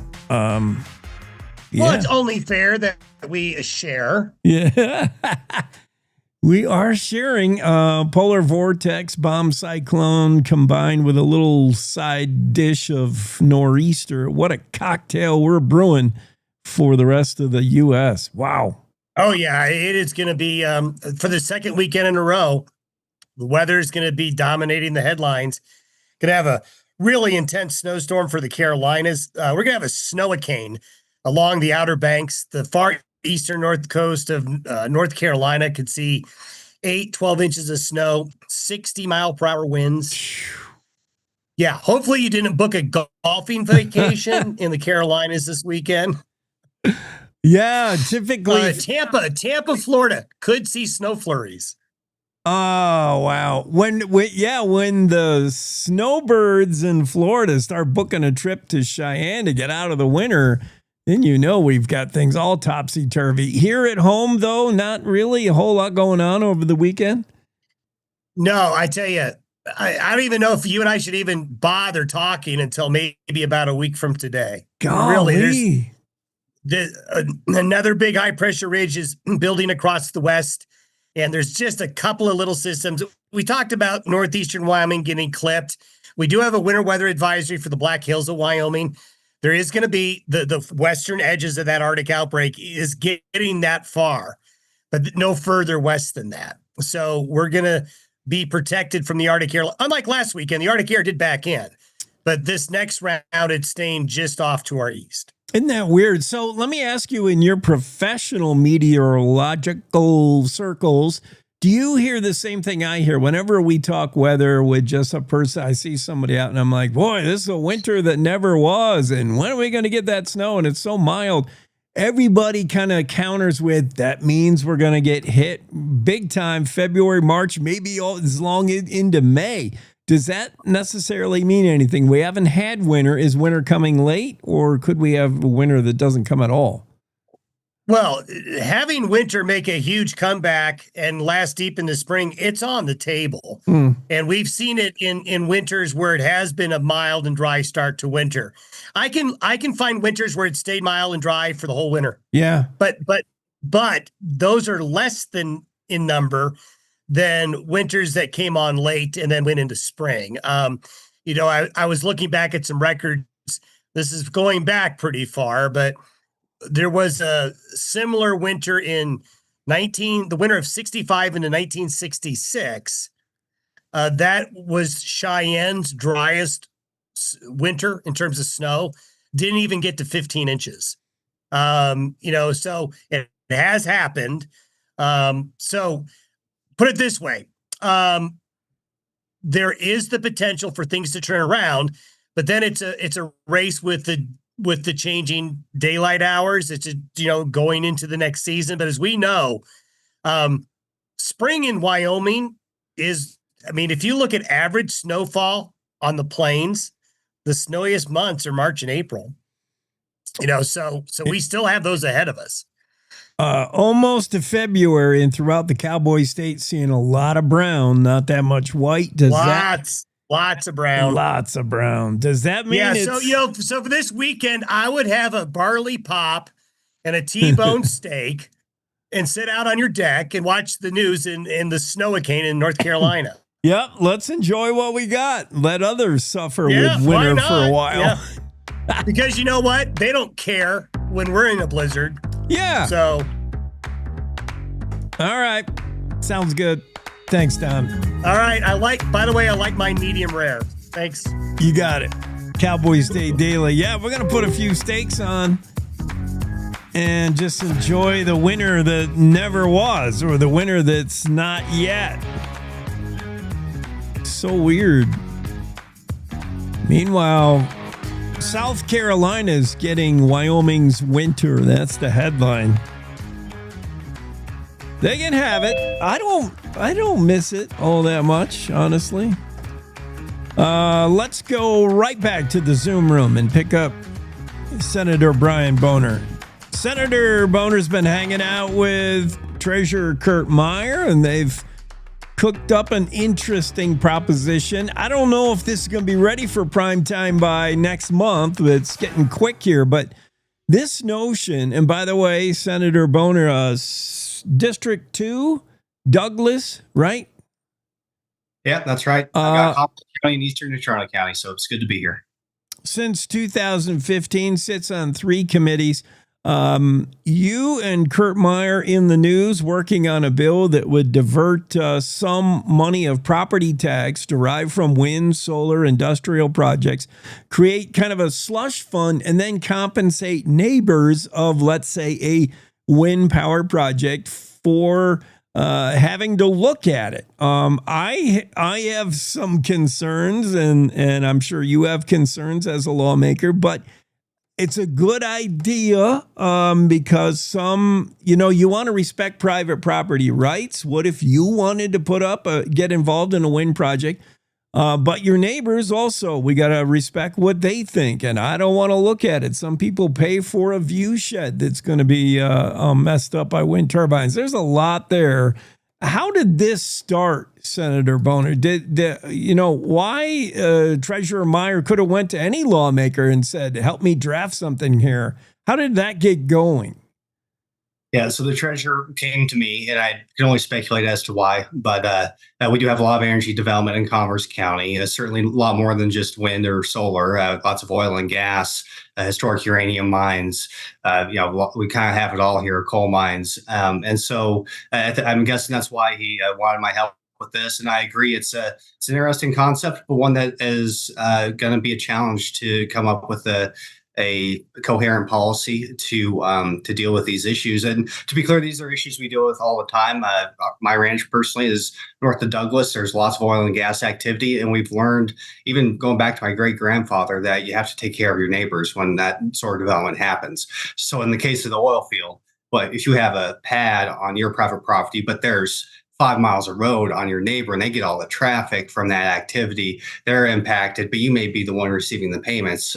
So we have a tendency of looking after our neighbors around here. And it's just because we have all that experience with energy development over the decades. And so, how does that apply to, say, these large projects? Well, we already have an industrial siting process that does something very similar for our municipalities.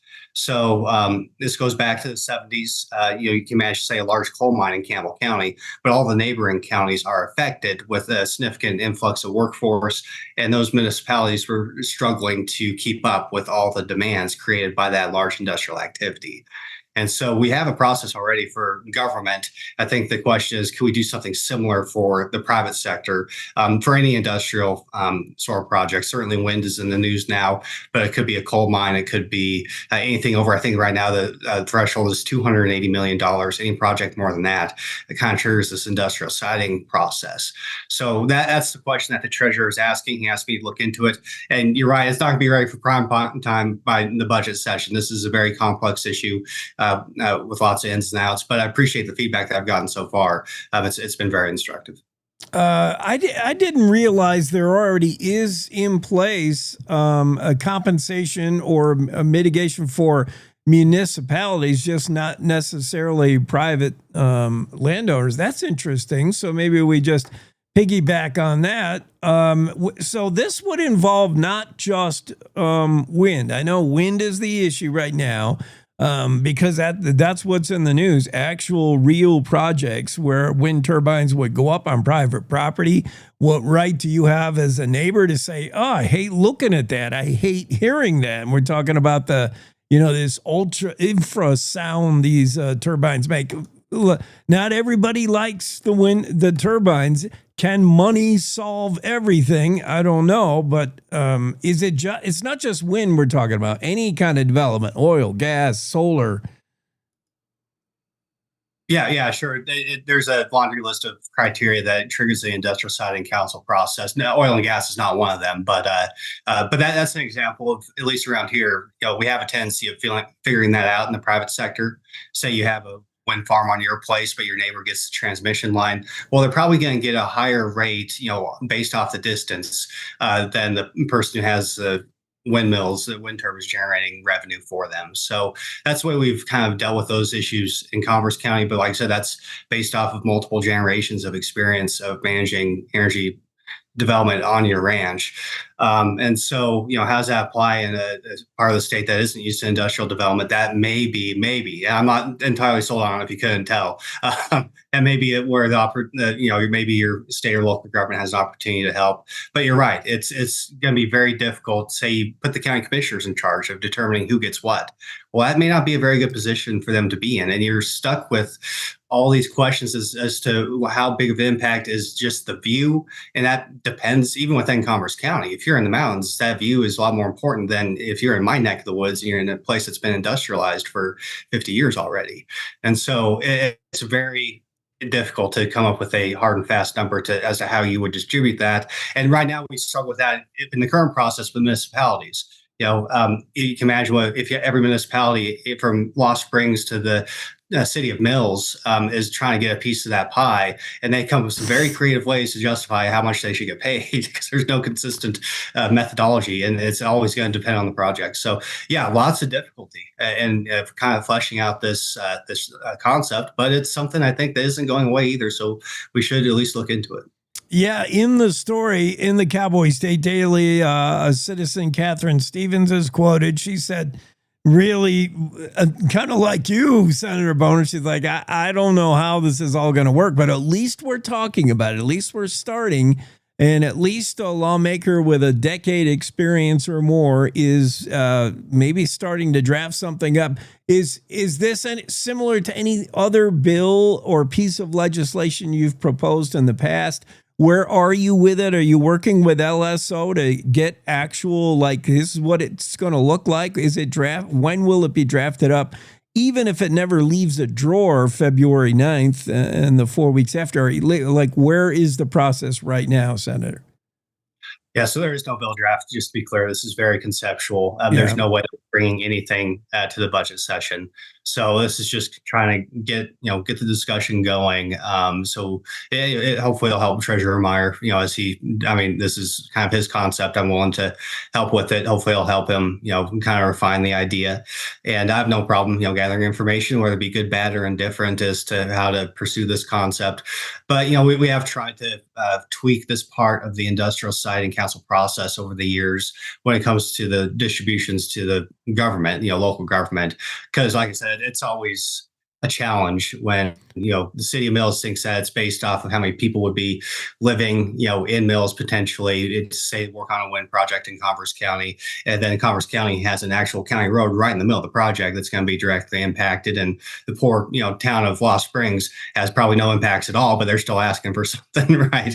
And so it's always difficult. In that case, you're basically putting an industrial siting council, which is a volunteer, appointed board by the governor, in the position of just have to decide. I don't know how else you do it. You just have to hope that they make the right decision from the legislator's perspective, who's just responsible for putting together the process. It's definitely a tricky concept, but something that, like I said, it's not going away.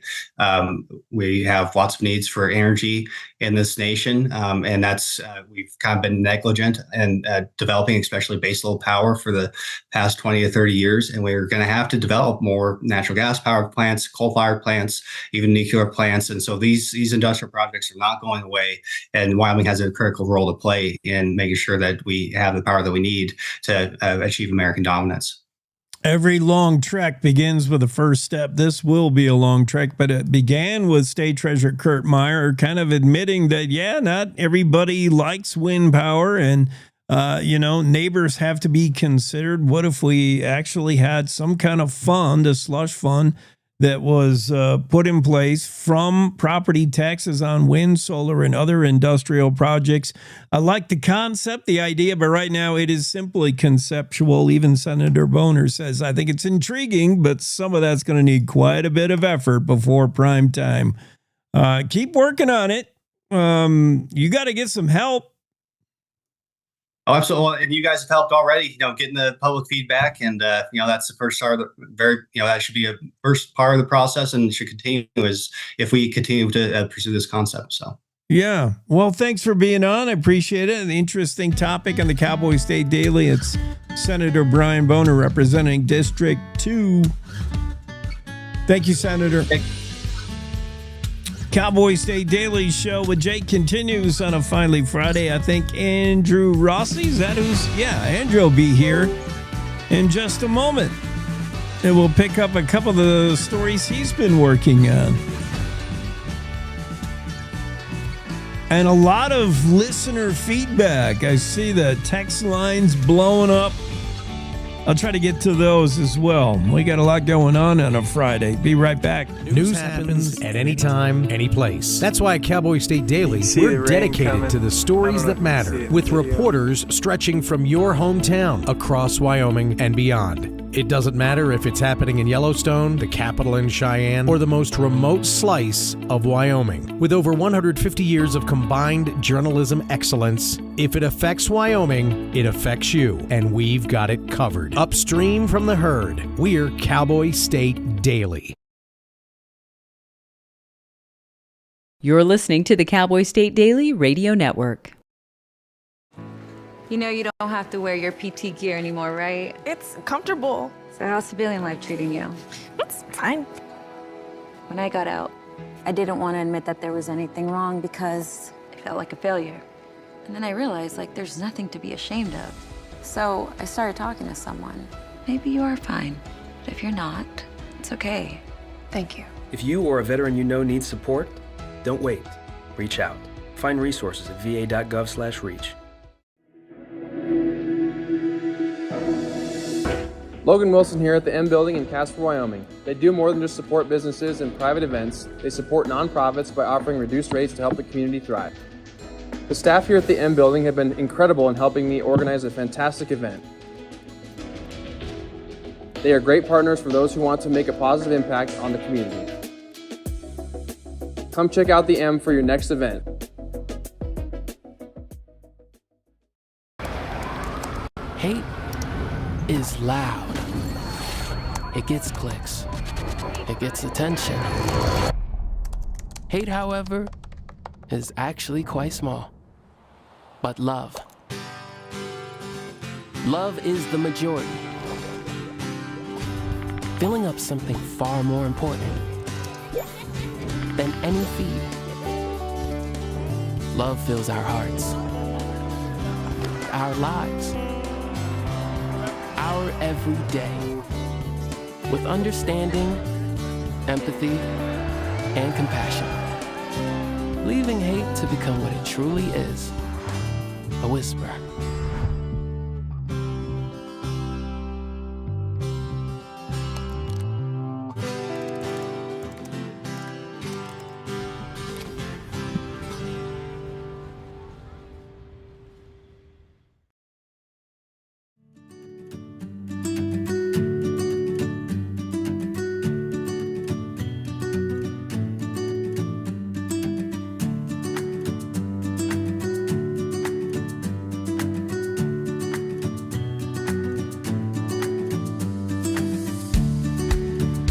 Cowboy State Daily Show with Jake on a Finally Friday. I'm reading this letter, this special column from Ken Buck in the Cowboy State Daily. Very interesting. If you are not up to speed on the whole Greenland thing, you know, it's more than just a headline joke.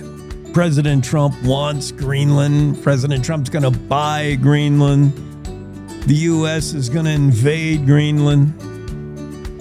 If you want to know what really is going on and why Greenland is crucial to the United States, both security-wise, the way to prevent World War III, the way to win World War III is to prevent it. Greenland could be crucial in that aspect just by its location.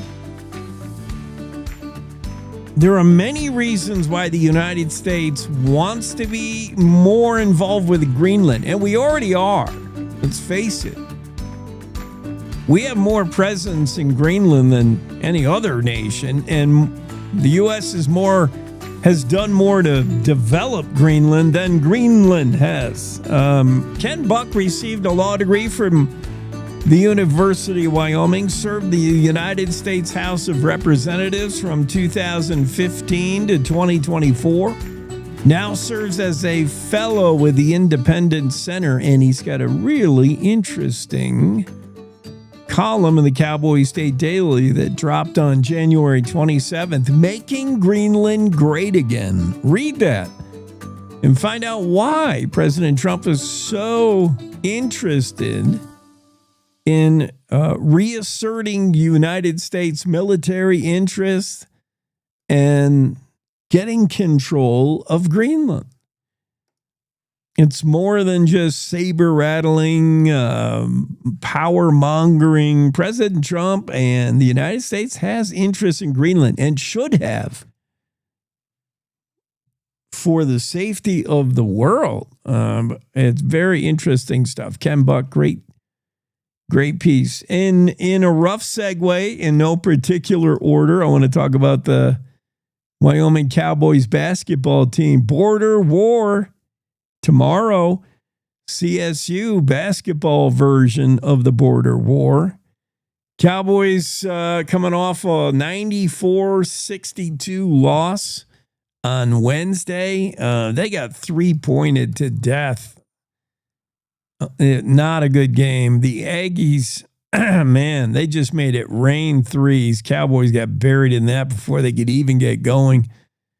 But the Cowboys now 12-9 overall, 3-7 in conference play, and border war coming up at home. So all those Rams going to be driving up Interstate 25, and we'll be talking to Aaron Brown later in the show, Wyoming Highway Patrol, and what is Highway Patrol's efforts every time there's a border war, football or basketball. Better be making that trip to the game sober. Designate a sober driver.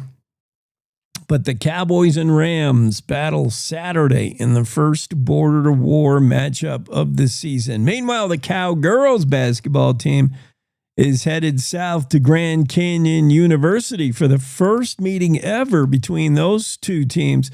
And the Cowgirls right now riding a 4-game winning streak. Good luck to the Cowgirls. Go get them. Andrew Rossi's stories that we're going to talk about, we already hit one a little bit, and I want to learn more about it, but that's the snowmobiler crashes. We had a lot of snowmobiler crashes. Teton County Search and Rescue has been involved in 2 fatalities and 1 injury, all snowmobiles hitting trees. And I talked earlier about, having done that, having had that backcountry experience myself. I used to have a old Polaris 500 RMK Warhorse. That thing, man, it always started. I'll give credit to that old sled. It always started, which is important. But it was heavy. It got me to places in the backcountry that are hard, you'd never get to in the winter in snow. Snowmobiling's fun, but I can see how people who are not used to it, who don't normally do that, could definitely crash into trees. I crashed into a tree. I had the sense to bail before I got to said tree. Oh yeah, off I came and then crashed into the trees. It happens. You can hit a tree in a snowmobile a lot easier than you might think. Rossi's got that story and more if he makes the appearance here on a Finally Friday. No sign of him yet. So what we normally do when we have a guest no-show is we move to this day in history, and that usually prompts our guests to show right up. I don't know why. This day, January 30th, we're almost through the month. By the time I see you again next Monday, it'll be February. How about that? This day, 1890, a train wreck occurred near Hilliard. No serious injuries reported. This day, 1902, a guy named W.C. Fields appeared at the Cheyenne Opera House. You know W.C. Fields, famous comedian back in the day, turn of the century. W.C. Fields, big cigar chomping dude, right? Isn't he the one that said never work with kids or dogs or animals? I'm pretty sure he is. W.C. William Claude Duncan Field, his real name.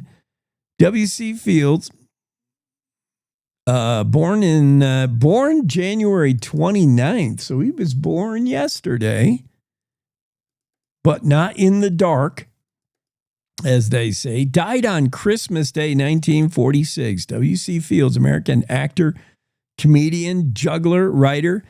And I believe his most famous quote is he would, never work with kids or animals. He also had, I cook with wine. Sometimes I even add it to the food. That's a good one. A woman drove me to drink, and I didn't even have the decency to thank her. W.C. Fields quotes. W.C. Fields, this day in history, appeared at the Cheyenne Opera House, 1902. 1906, on this day, 15,000 cigars ordered by a Sheridan saloon. Somehow that makes history. That sounds like a lot. 15,000 cigars. So W.C. Fields wasn't the only cigar chomping comedian in the world. 1906. 1912, coal mine explosion in Kemmer kills 5. 1941, on this day, Richard Cheney was born in Nebraska. Cheney, strongly identified with Wyoming, but not born in this state. Dick Cheney got here as fast as he could. Born this day, 1941. In 2000, a 4.4 magnitude earthquake occurred near Green River. I just heard about a pretty significant earthquake up there in Montana that was felt in northern Wyoming. It happened yesterday. This day in 2015, the federal government announces the sale of the Rocky Mountain Oil and Gas Center grounds, formerly Teapot Dome.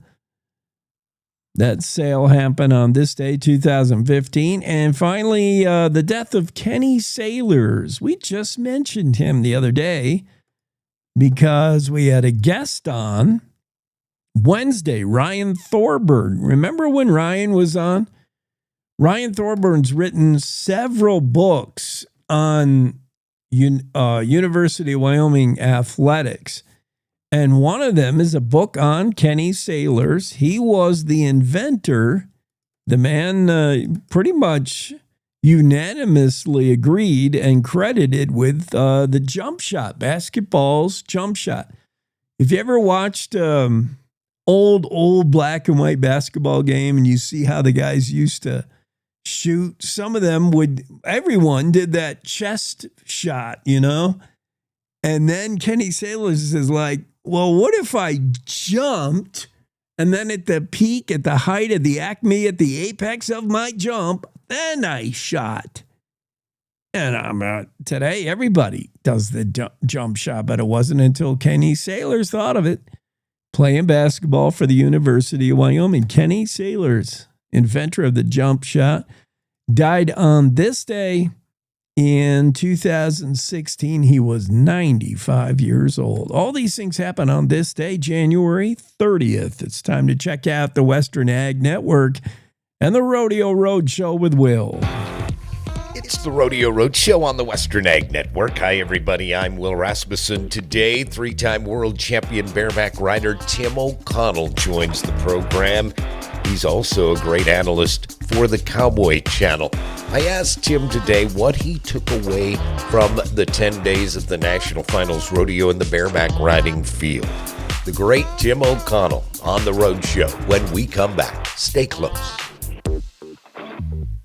Hilton Poult Herefords is offering over 60 head of registered Hereford and Angus bulls in their upcoming Cattleman's Choice sale on Monday, February 2nd. We are located northwest of Halliday, North Dakota, and are focused on raising cattle that are sound, functional, and built to perform in real ranch conditions. The sale will also feature registered bred Hereford heifers and F1 Black Baldy and Red Baldy Open heifers. We invite you to join us on February 2nd at 1 p.m. Mountain Time at the ranch and online at DV Auction. For more details, visit PeltonPoultHerefords.com or contact Craig at 701-260-0058. Feeding through winter shouldn't feel like guesswork. SmartLick tubs make sure your herd gets the protein they need every day, no matter the weather. Reliable intake, proven performance, peace of mind for you.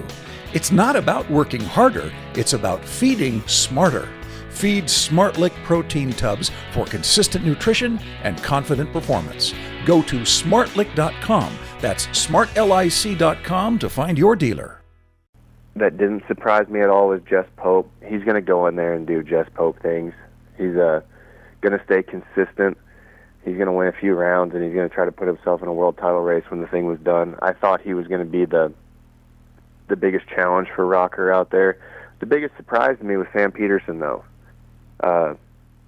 Man, he was so consistent, so flashy through there, and then to edge Jess in the 10th round for an average title. I mean, I really thought once Jess got the lead of the average, that especially going into the last 2 rounds, there was no way he was going to be able to get around him, and sure enough, he did.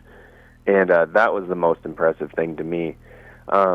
Rocker kept it boring, which was what you're supposed to do when you go in there with a lead. You want to make it a boring race. You don't want people. You don't want analysts or anybody in the pre-show talking about it. You just want to, do your thing, win this thing up. And, Jess made it a little interesting after round 8 when he was projected to be the world champion after round 8. And, the one thing that sticks out to me, too, is, I have made the finals 10 times. And a lot of the people that I have got to compete with out there, they weren't there, including myself. And there is a new chapter of bareback riding that's turning over. Tim O'Connell on the Rodeo Roadshow. I'm Will Rasmussen on the Western Ag Network.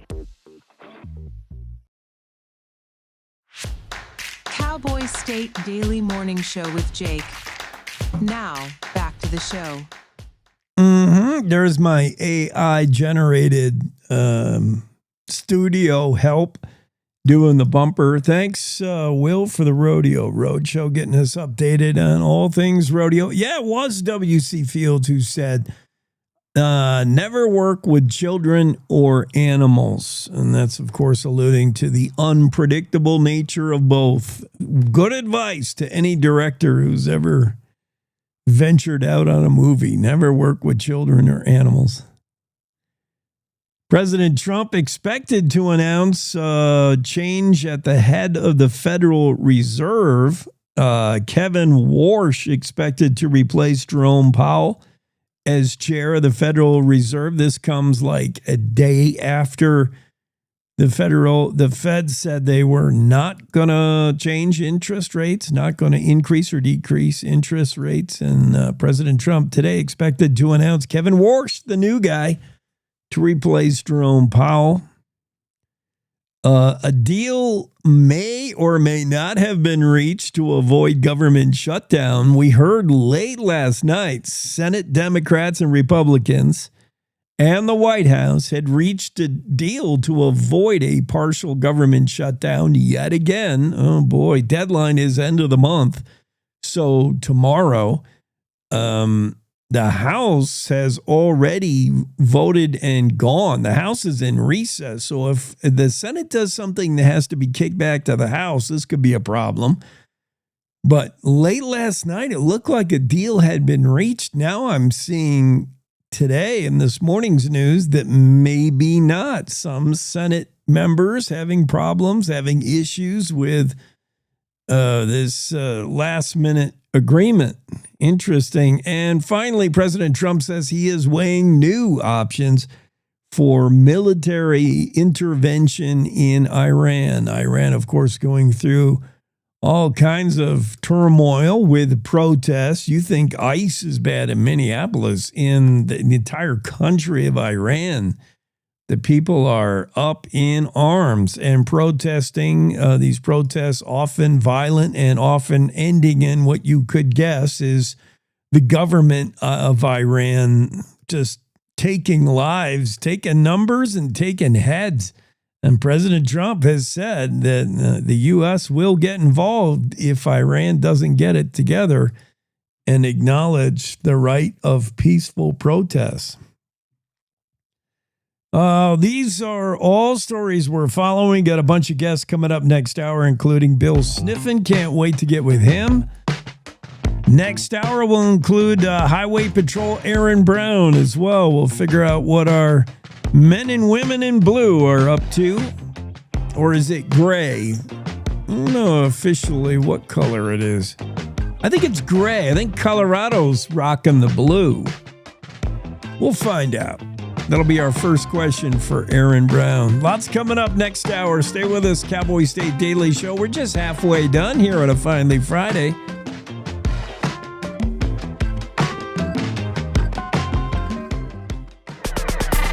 It's time to take a look at what's happening around Wyoming. From the Cowboy State Daily News Center, I'm Mac Watson. Things got heated at Representative Harriet Hageman's town hall in Thermopolis on Thursday night. Cowboy State Daily's Claire McFarland reports that most people just yelled at each other rather than yelling at Hageman. There would be someone who just attacked Hageman, like, how dare you this, how dare you that? And the people on the other side of the room, at the antique piano were like, ask a question and move on so the rest of us can get in here. Cowboy State Daily did ask the representative if she has a solution for the lack of transparency among federal policing agencies working on the Wind River Indian Reservation. Hageman replied she's been working toward establishing, quote, economic development and safety and security in tribal country. Protesters surrounded ICE vehicles at the Four Point Sheraton Hotel in Rock Springs and prevented officers from leaving the hotel parking lot on Thursday. Cowboy State Daily's Justin George reports that Rock Springs police responded to help the federal officers who left town after police removed the blockade. Apparently, they would try to block officers from leaving in their SUVs and may have blocked the exits as well. So these officers were trying to leave. Rock Springs police came upon request from ICE and helped sort of clear the path. And the statement from police said the ICE agents were trying to get out of town. The standoff was just the latest clash between ICE and protesters taking place in the nation, with tensions at an all-time high since federal officers shot and killed 2 protesters in Minnesota. I'll be back with more news from the Cowboy State Daily News Center right after this. Here's a winter driving safety tip from WYDOT. Your GPS might be wrong when it comes to the passability of alternate routes. This has been another winter driving safety tip from the Wyoming Department of Transportation. My name's Brady Thornock. I manage my family's ranch here in Uena County. Ranching teaches you to think long term, and it teaches you that Wyoming stays strong when there's real work here. That's why I'm building a data center on this ranch with a Wyoming company called Prometheus Hyperscale. This project will create thousands of Wyoming jobs, and it will use Wyoming's natural gas resources. We need to build Wyoming. I'm doing this for the future of Wyoming. Build Wyoming with Prometheus Hyperscale. Go to buildwyoming.com. What if healthcare worked the way it should? Hoskinson Premier Care. Comprehensive quality care with one predictable fee. Unlimited office visits, annual wellness exams, preventative screenings, and advanced imaging. Primary and specialty care, in-house labs, mental health and wellness support, including physical therapy and nutrition. Just for $250 a month. No copays, no deductibles. World-class care right here in Gillette. We are the future of healthcare now, and your doctor works here. Visit HoskinsonHealth.com. Cowboy State Daily News continues now. In 3 days, Teton County Search and Rescue responded to 3 snowmobiling incidents. Cowboy State Daily's Andrew Rossi reports that there have been 2 fatalities, both involving snowmobiles that collided with trees. The people I spoke to said that it's not the best year for snowmobiling in terms of the snowpack because there's not a lot of fresh, loose snow, which is what you want for snowmobiling. They've increased in their capability and reliability exponentially in the last 20 years. Will Mook, co-owner of the Mountain Riding Lab in Jackson, is an experienced snowmobiler and tells Cowboy State Daily that less than perfect snow and heavy traffic might be subtly encouraging people to seek out pristine and more hazardous routes. Rock Springs City Councilman Rick Malonis says the new city flag designed by a 17-year-old student is, quote, a terrible fit for the community, unquote. Cowboy State Daily's Kate Meadows reports that Councilman Malonis was the only dissenting vote as the city council adopted the new flag in an 8-1 vote. Mayor Max Mickelson of Rock Springs put out a call for a flag contest open to grades K through 12. He asked students to submit artwork for a city flag. He said Rock Springs has never had a city flag. One councilman said on Facebook that the flag resembles the flag of Somalia and said it looked like it belonged in a third world country. He also called the flag butt ugly. One councilman said on Facebook that the flag resembles the flag of Somalia and said it looked like it belonged in a third world country. He also called the flag butt ugly. Last fall, Rock Springs students were invited to design a new city flag that captured the theme, Many Cultures, One Community, Rock Springs Together. And that's a look at today's news. Get your free digital subscription to Wyoming's only statewide newspaper by hitting that daily newsletter button at cowboystatedaily.com. I'm Mac Watson for Cowboy State Daily. My biggest fear in the middle of my addiction was that I would never be able to get over it and that my kids wouldn't have a father. I overdosed on heroin and I lived. And I started thinking, you know what? This isn't my story. For the longest time, fear held me back from ultimately being who I wanted to. I found the fatherhood program, and it was one of the best decisions I've ever made in my life. My desire to change had finally outweighed my desire to stay the same. I felt powerless for so much of my life that it's important to me that my kids are empowered and truly believe that if they can think it, they can do it. I definitely had to become a better man to be a better father. For the first time, I finally feel like I'm exactly where I should be, where I want to be.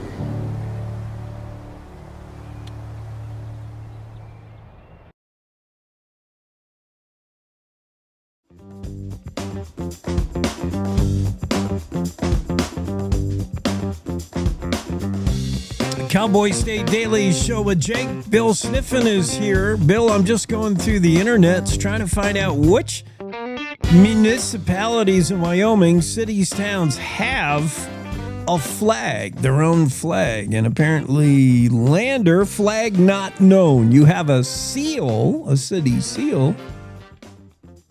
Yeah, we have a great seal in Lander, and yeah, it's beautiful. They use it all the time, and it's sort of the great seal. But you know, I hate to chime in on that poor dumb flag, but I got to agree with the dissenter. That was a butt ugly flag. What the hell? I love Rock Springs. I've spent a lot of time down there. Yeah. The hell does that image have to do with Rock Springs? I mean, I think when you're going to do a flag. I'm old school. Let's put an antelope in there. Let's put a wild horse on it. Let's talk about the desert. I mean, my God, they've got the most beautiful scenery in the world. Plus, they have Flaming Gorge. Heck, put a Trotominer in there. I don't know. Put a train.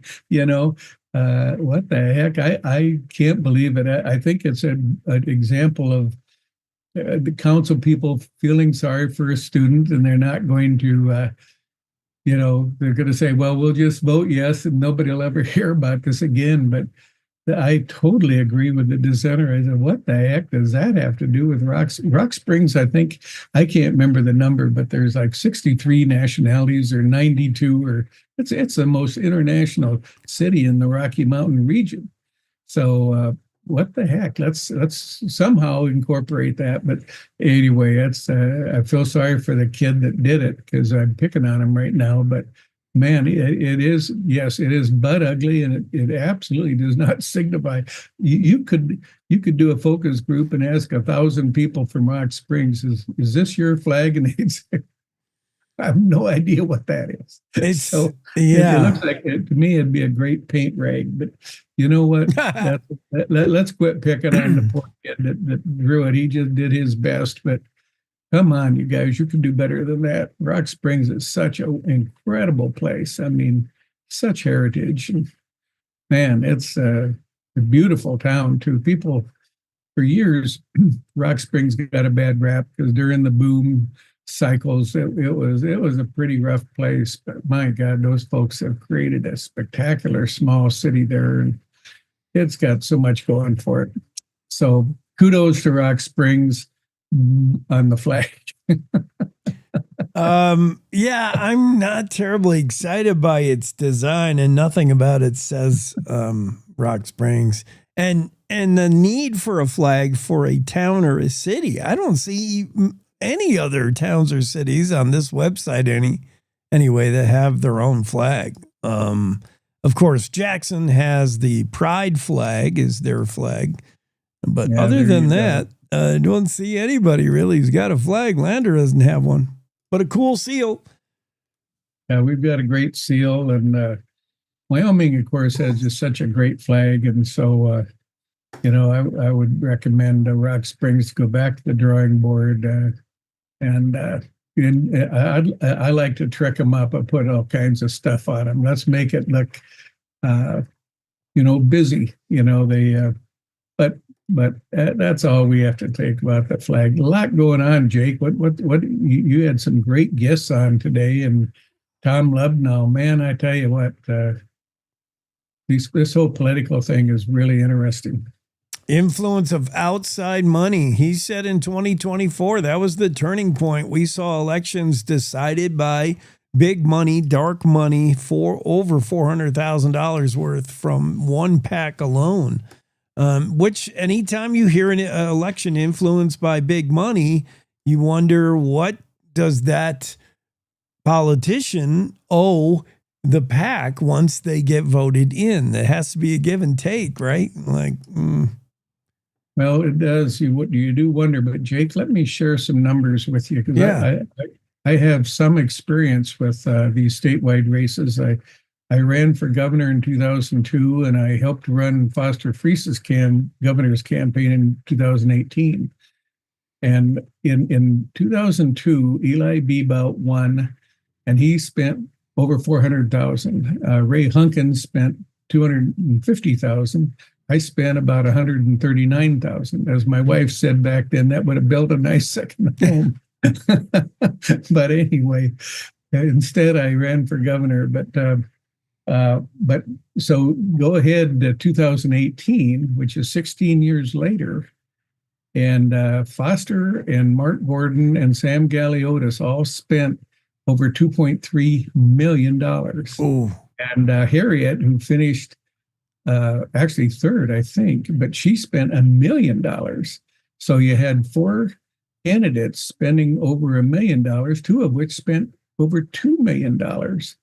And things changed. I mean, it's a different world. And of course, I think it wasn't at 2010 when they said corporations were people, and you could all of a sudden include all this money into these campaigns. But yeah, but Tom's point about the 2024 race is pretty much spot on. It's he did a nice job of detailing some of the other influencers like Susan Gore and the gun lobby.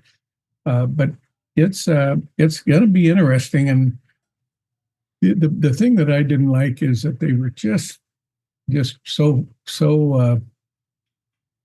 wrong. These flyers, they mailed all these flyers that just accused people that were, Lloyd Larson, who's my state representative, is a bishop in the Mormon church, or was, and he was accused of being pro-abortion.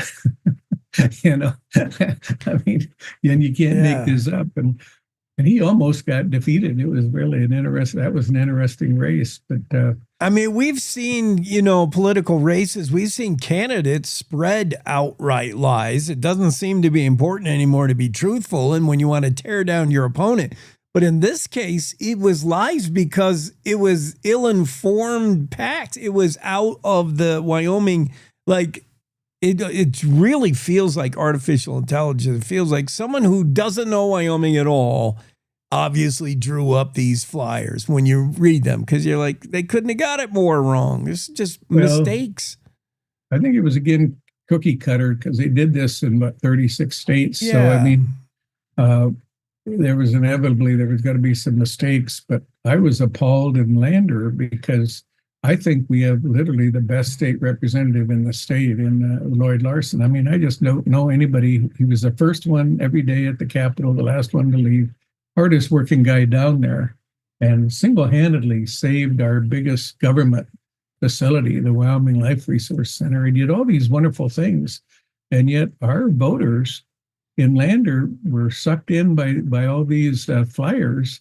And what made that race really interesting is that the Freedom Caucus candidate was a wonderful gal named Tina Clifford, who used to be my bookkeeper. So I'm trying, under any other circumstance, I would have supported Tina, of course. But I said, Tina, I can't support you. Lloyd has earned the right. He's worked harder and does so many wonderful things. And I worked hard actually in the end to try to get that message out that Lloyd was fantastic, but he barely won. Barely. And he actually was one of the few that beat back the tide. And so it's going to be interesting if the anti-Freedom Caucus people can find the money and the wherewithal to run a counter campaign this time around, or otherwise it's going to be the same thing all over again.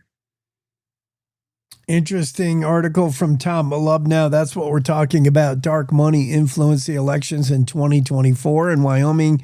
That's a turning point for Wyoming politics. We didn't used to be like that, and now we're falling in line with the rest of the other states. Jake, Tom is quite the wordsmith, and he told me the word is agnotology, which I says, okay, I'm a journalist. I'm supposed to know words. What the heck? And that means purveying the falsehoods. It's that's the agnotology. So he said that's what he's against, is agnotology. And I said, by God, I am too, but I never heard that word before. I haven't heard that either, but yeah, that was influence of outside money. Yeah, good article from Tom. We had him on earlier in the show. Bill, you want to talk movies in Wyoming? You know, before we do, my next column is going to be about snowmobiling. And I was going to write about the love of snowmobiling. I rode my first snowmobile 56 years ago, and I just couldn't believe it. And there were three things I couldn't believe about it. One is that I was warm. I mean, here I am out there in the mountains in the wintertime, and I was warm.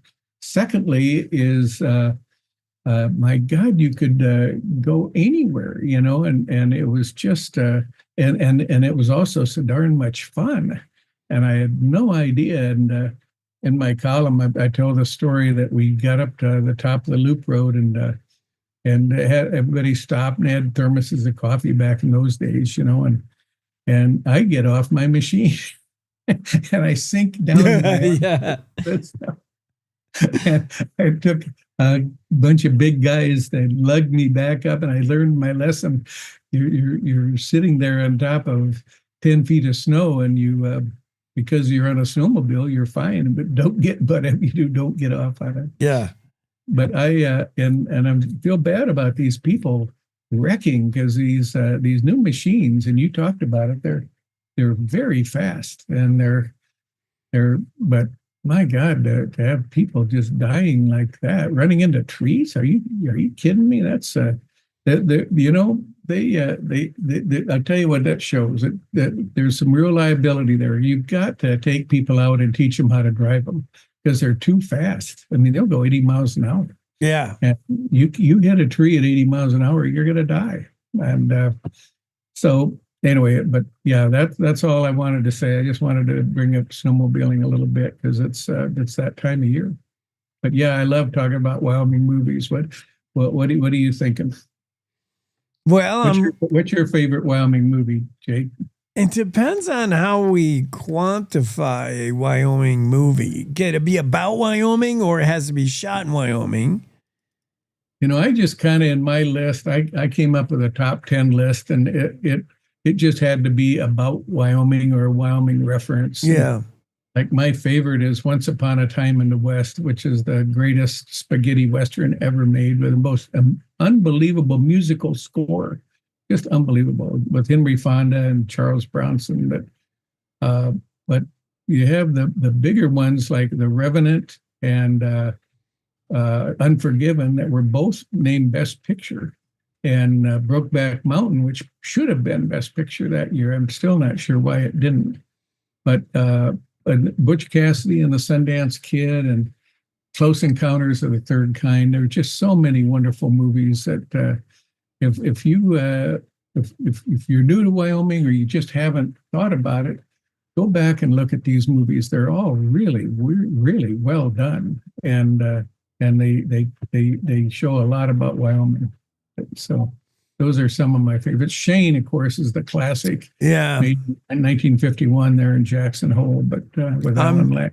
I'm partial to Shane because they didn't have the CGI technology then. If you wanted the backdrop of the Tetons, you had to shoot right there in the Tetons, which means somehow you had to build a movie set in the middle of, like, not the middle of nowhere, but it's park, Grand Teton National Park land, and then all the actors went at the end of the day shooting, went to stay at the Wart. I mean, it was truly integrated into the community. The shooting of Shane happened right in Jackson Hole. It involved some Jackson Hole extras, and it was on-scene movie shooting. Cool.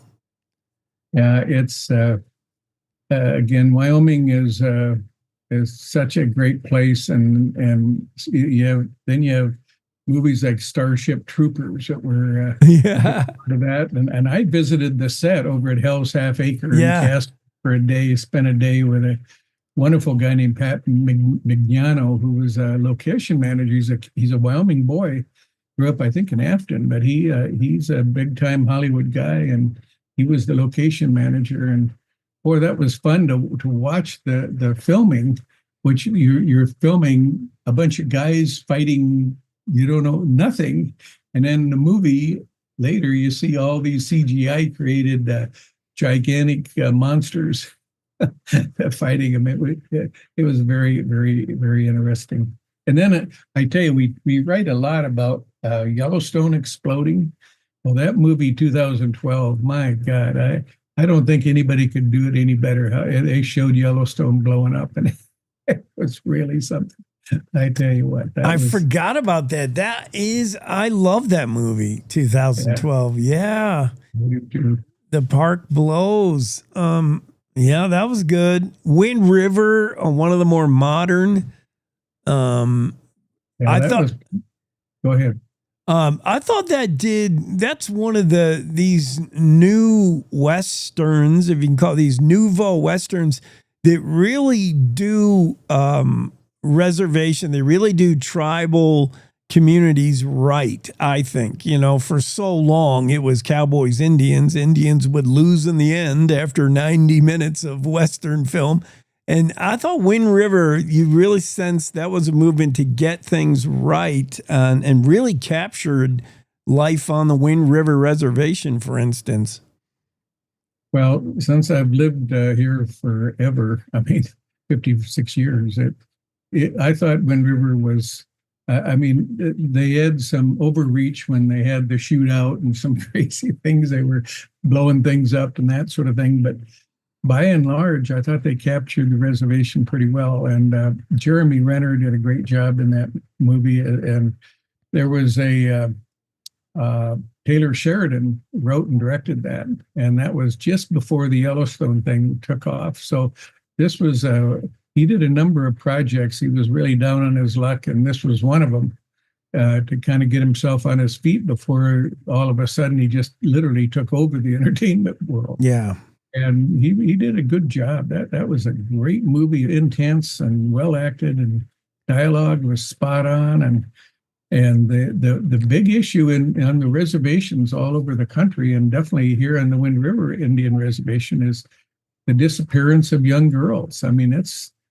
It's scary. One person tried to convince me that actually these are runaways. They weren't kidnapped. And I thought, well, I'm not sure that makes you feel any better, because why are they running away? Well, it's just it's something my tribal friends are dealing with, and that is that there's just an oddball culture situation that they have to deal with out there. And anyway, but this movie, I think, captured it pretty well. Yeah. And The Revenant, one of the few movies I own, like rather than just lease it for 2 days to watch, I actually bought it because it's the movie of Hugh Glass, a real life mountain man, and cool story with Wyoming, all kinds of wrapped up in it. Yeah, it most of it was in eastern Wyoming and in western Nebraska, I believe. And I think Michael Punk was the guy's name, or Pouquet, I don't know how he pronounces his name. He wrote that story, and he was I think Jake, I'm probably wrong here, but I think he might have been once upon a time a school teacher in Torrington or something. I mean, he's got deep Wyoming roots. And so again, when we have folks like that, we need to celebrate them. It's like Annie Prue, she was a Wyoming resident for about 20, 25 years. And she wrote Brokeback Mountain, which again, I love wonderful music. The music in Brokeback Mountain was just unbelievable. Just fantastic. It might have been Hans Zimmer, I'm not sure, but it isn't as good as Once Upon a Time in the West was Ennio Morricone. That is the best soundtrack I've ever heard in a movie of any kind. Yeah. But anyway, they're these cold, dark winter nights, curl up and stream a Wyoming movie, everybody. You'll like Butch Cassidy and a Sundance Kid. Just such a great feel-good movie. I mean, just so good. And there's a lot of them. There's a lot of them. The Hateful Eight has some scenes in Wyoming by Quentin Tarantino. Yeah, and but there's a bunch of them. There's a great one, a funny one with Hugh Grant called "Did You Hear About the Morgans?" And it's about a witness protection. Yeah. They're sent from New York City to Wyoming. All the troubles with that. Where they immediately encounter a grizzly bear, of course. I mean, of course. So yes. Wyoming.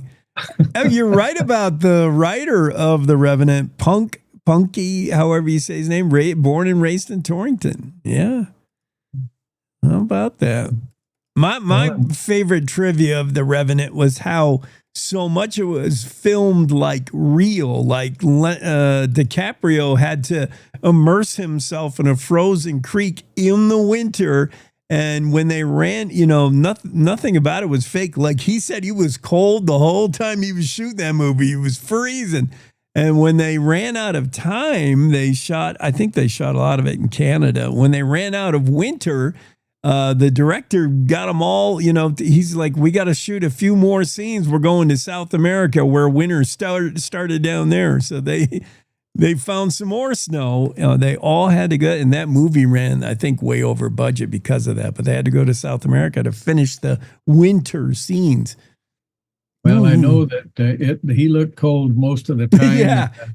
There's that scene where he rides his horse over the cliff, and of course it kills the horse. So he guts the horse, climbs inside the body, and rides out the blizzard. I'm thinking, man, that was just great storytelling. I thought, just unbelievable. So, Hugh Glass, the mountain man, left for dead by his buddies, and he went and got revenge on most of them. Tom Hardy really played an extraordinarily powerful villain. I mean, a true rotten to the core person. Yes. He was convincing. Man, I tell you, I was wanting him to die by the time I got to the end of the movie. All right. Well, why don't you get to work? Why don't you head the committee on making a lander flag and make it better than the Rock Springs one? Because that, I don't know. I think in our case, it'd be mountain climbers and antelope and gosh, it'd be a fun project. But really, our Great Seal is so good. I think we could just put that on a flag and just call it a day. Slap that on nylon and let it fly. Yes. All right, Bill. Always good seeing you, buddy. You too. Have a great weekend. Thanks. Cowboy State Daily Show. That's Bill sniffing His latest column involves movies in Wyoming. Winter is a good time to watch all-time best Wyoming-themed movies. Yeah, anytime's a good time. And then be watching for his next article, which he previewed a little bit for us, with us on the show today. We got to take a break. Coming right back with more on the Cowboy State Daily Show with Jake. Just barely halfway through. Stick around. Let's face it, mornings are tough. Gotta get up, gotta get the kids ready, feed the dog, the cat, every other living thing in your house. Oh, get caffeinated. It's a lot of work. It's a lot of work. But you also want to be informed, catch up on what's happening in Wyoming and the world as well. Hear from the newsmakers of the day. That's why Cowboy State Daily has The Morning Show with Jake. Jake Nichols talks about the news you care about, not some ponderous, overwrought, inside the Beltway show that's syndicated out of New York or LA. You want the news that's going to affect you and your life. Jake interviews not only the newsmakers, but the deciders, the people who make the decisions for the future of Wyoming. Plus, you'll hear the stories directly from our award-winning reporters from Cowboy State Daily. So make sure you start your day off the Wyoming way with Cowboy State Daily's Morning Show with Jake Nichols. Monday through Friday, 6 a.m. to 10 a.m. Stream it on our homepage. Watch it on YouTube. Cowboy State Daily's Morning Show with Jake. Oh, and don't forget your car keys. This is the Cowboy State Daily Radio Network. I don't think that many kids in my son's school even do it. He makes fun of his friend who vapes. He would never try it. She's into soccer. She's on the honor roll. She's just not the type. No way. No way. No way. No way, my kid would never vape. Get your head out of the cloud. Today, nearly 8,000 kids will start vaping. Maybe even yours.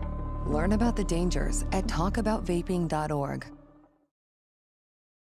Life's daily battles are not meant to be fought alone.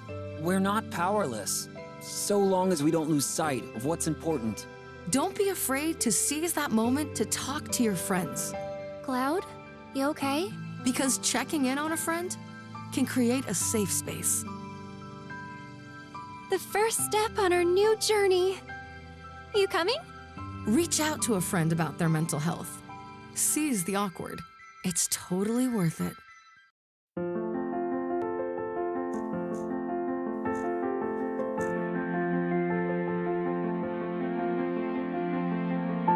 There are a lot of words I would use to describe my daughter. Kind, strong, hilarious. When I think about how much she's experienced in her life, on a journey that we're now on together as a family, I'll make you something to eat, okay? we can't help but be inspired by her every day. Hey, Mom, we're about to start the movie. Oh, yeah, I'll be right there. Okay. So really, we're the lucky ones. Learn about adopting a teen from foster care. You can't imagine the reward. Visit adoptuskids.org.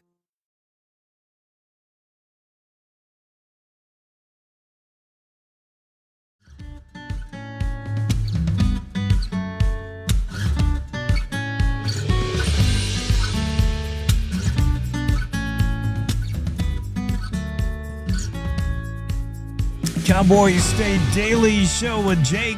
Bill Sniffen and I were talking about some of the better movies that highlight Wyoming, take place in Wyoming, were shot in Wyoming.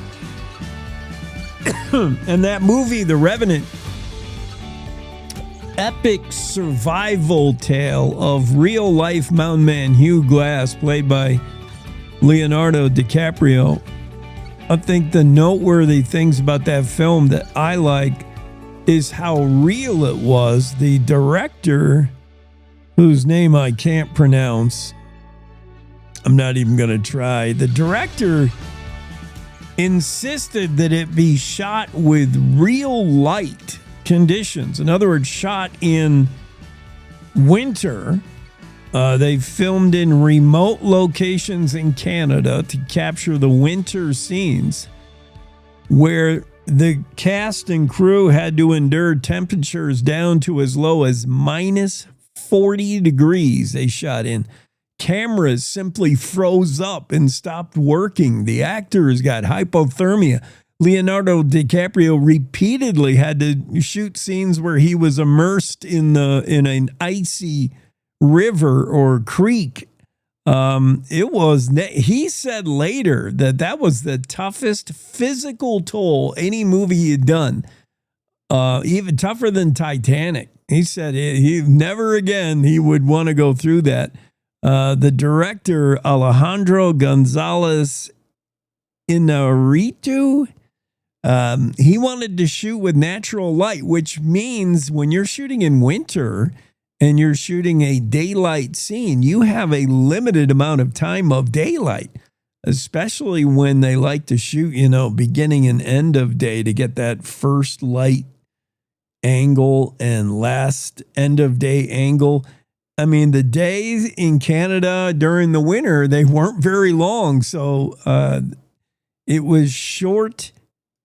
You had to do a lot amount of work in a short amount of time at -20 to -40 degrees. Insane. And then the worst of it is you get through your shooting schedule, but you're not done shooting all the scenes of the movie. And meanwhile, in Canada, where they were shooting, it started to warm up. You started to lose winter, lose snow.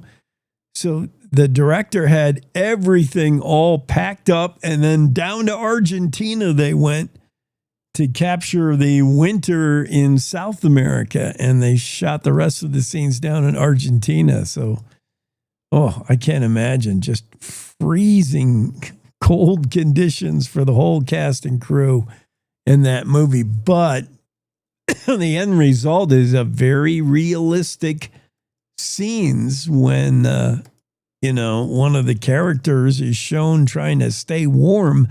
I don't know how much DiCaprio was acting or how much he was really teeth-chattering cold.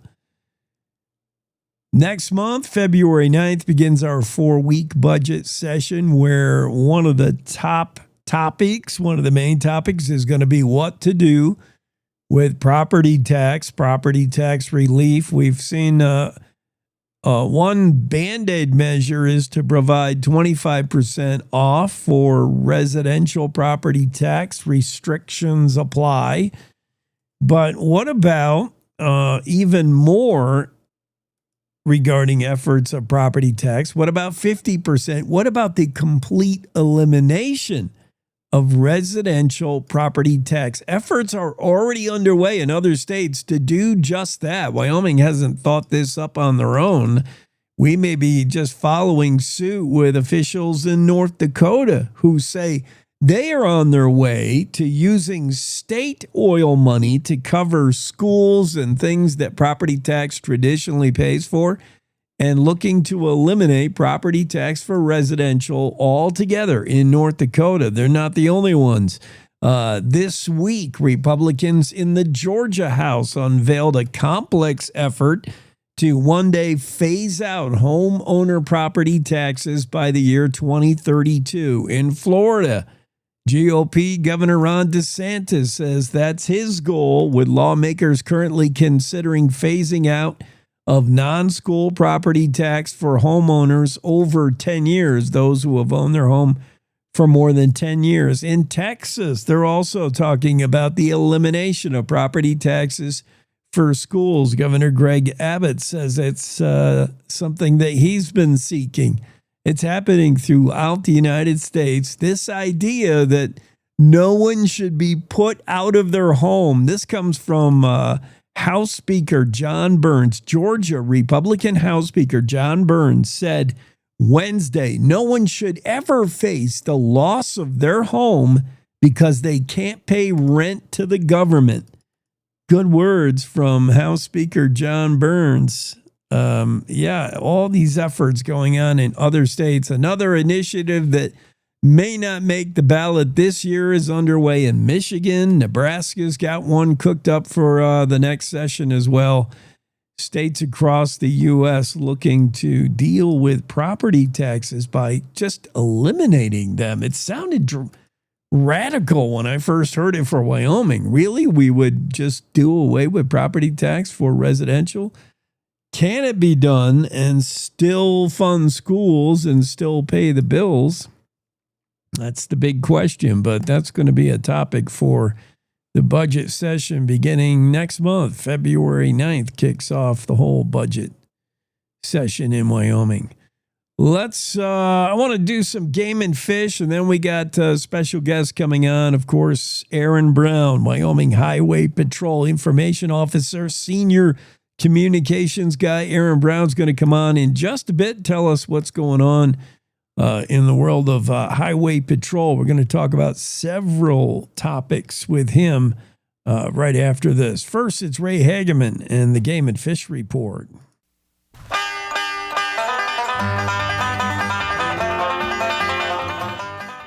Well, not surprisingly, ice fishing derbies planned for southwest Wyoming have been canceled.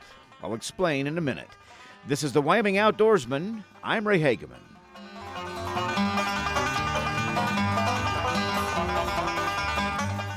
Well, not surprisingly, unsafe and inconsistent ice conditions across southwest Wyoming have impacted several winter fishing events this season. The Burbot Bash at Flaming Gorge has been canceled due to safety concerns related to poor ice and projected winds. Participants who registered for this year's event will be contacted and given a choice for a refund or to have payment carried over for the 2027 tournament, which is tentatively scheduled for January 22nd through the 24th, 2027. Additionally, the Sulphur Creek Fishing Derby at Sulphur Creek Reservoir and Kemmerer Lions Club Fishing Derby at Viva Naughton Reservoir will not be held this year. Ice fishing derbies are subject to conditions statewide. If there are events in your area, the Game and Fish strongly encourages checking ahead to confirm that events are still scheduled as planned. Cancellations do occur and are determined by the planning organizations.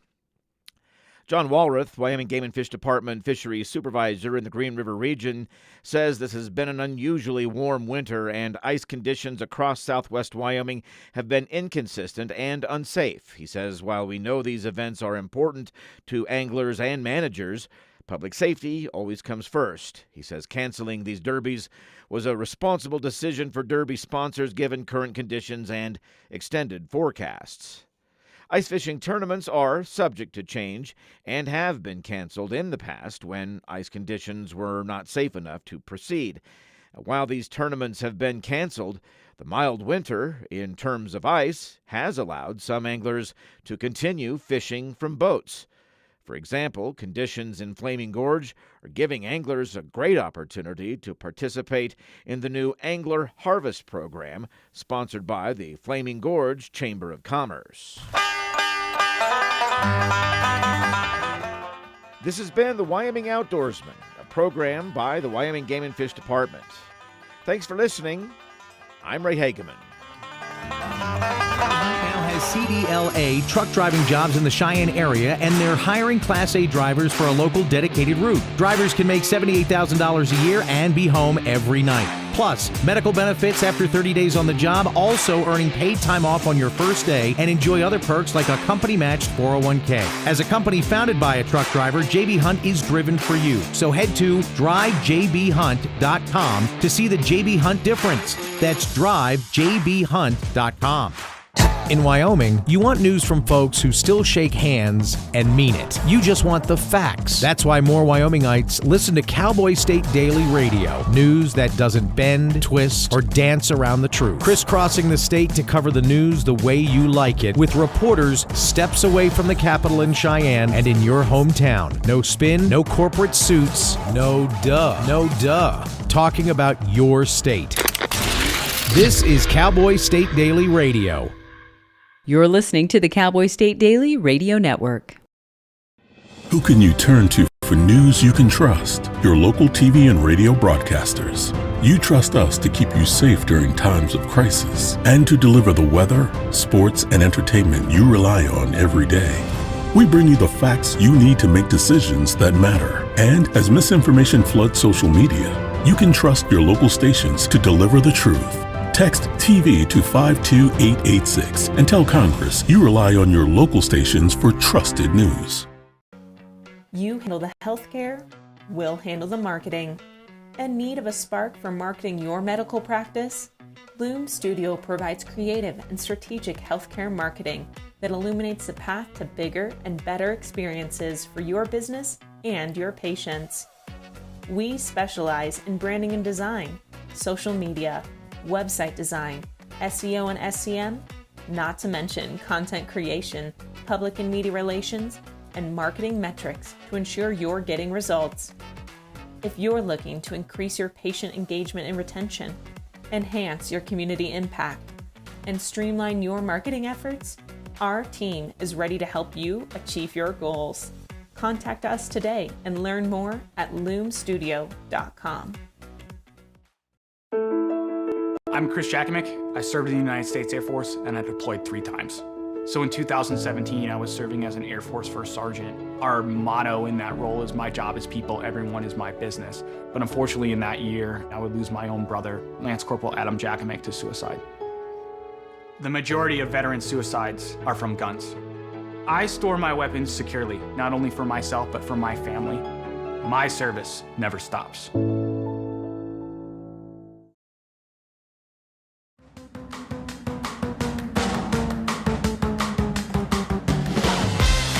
Cowboy State Daily Show, finally Friday. That means Aaron Brown's here this hour and this time slot. Senior Public Relations Specialist at Wyoming Highway Patrol, Aaron Brown. Border War is on, and I saw Colonel Cameron saying that the only court you want to see is the basketball court.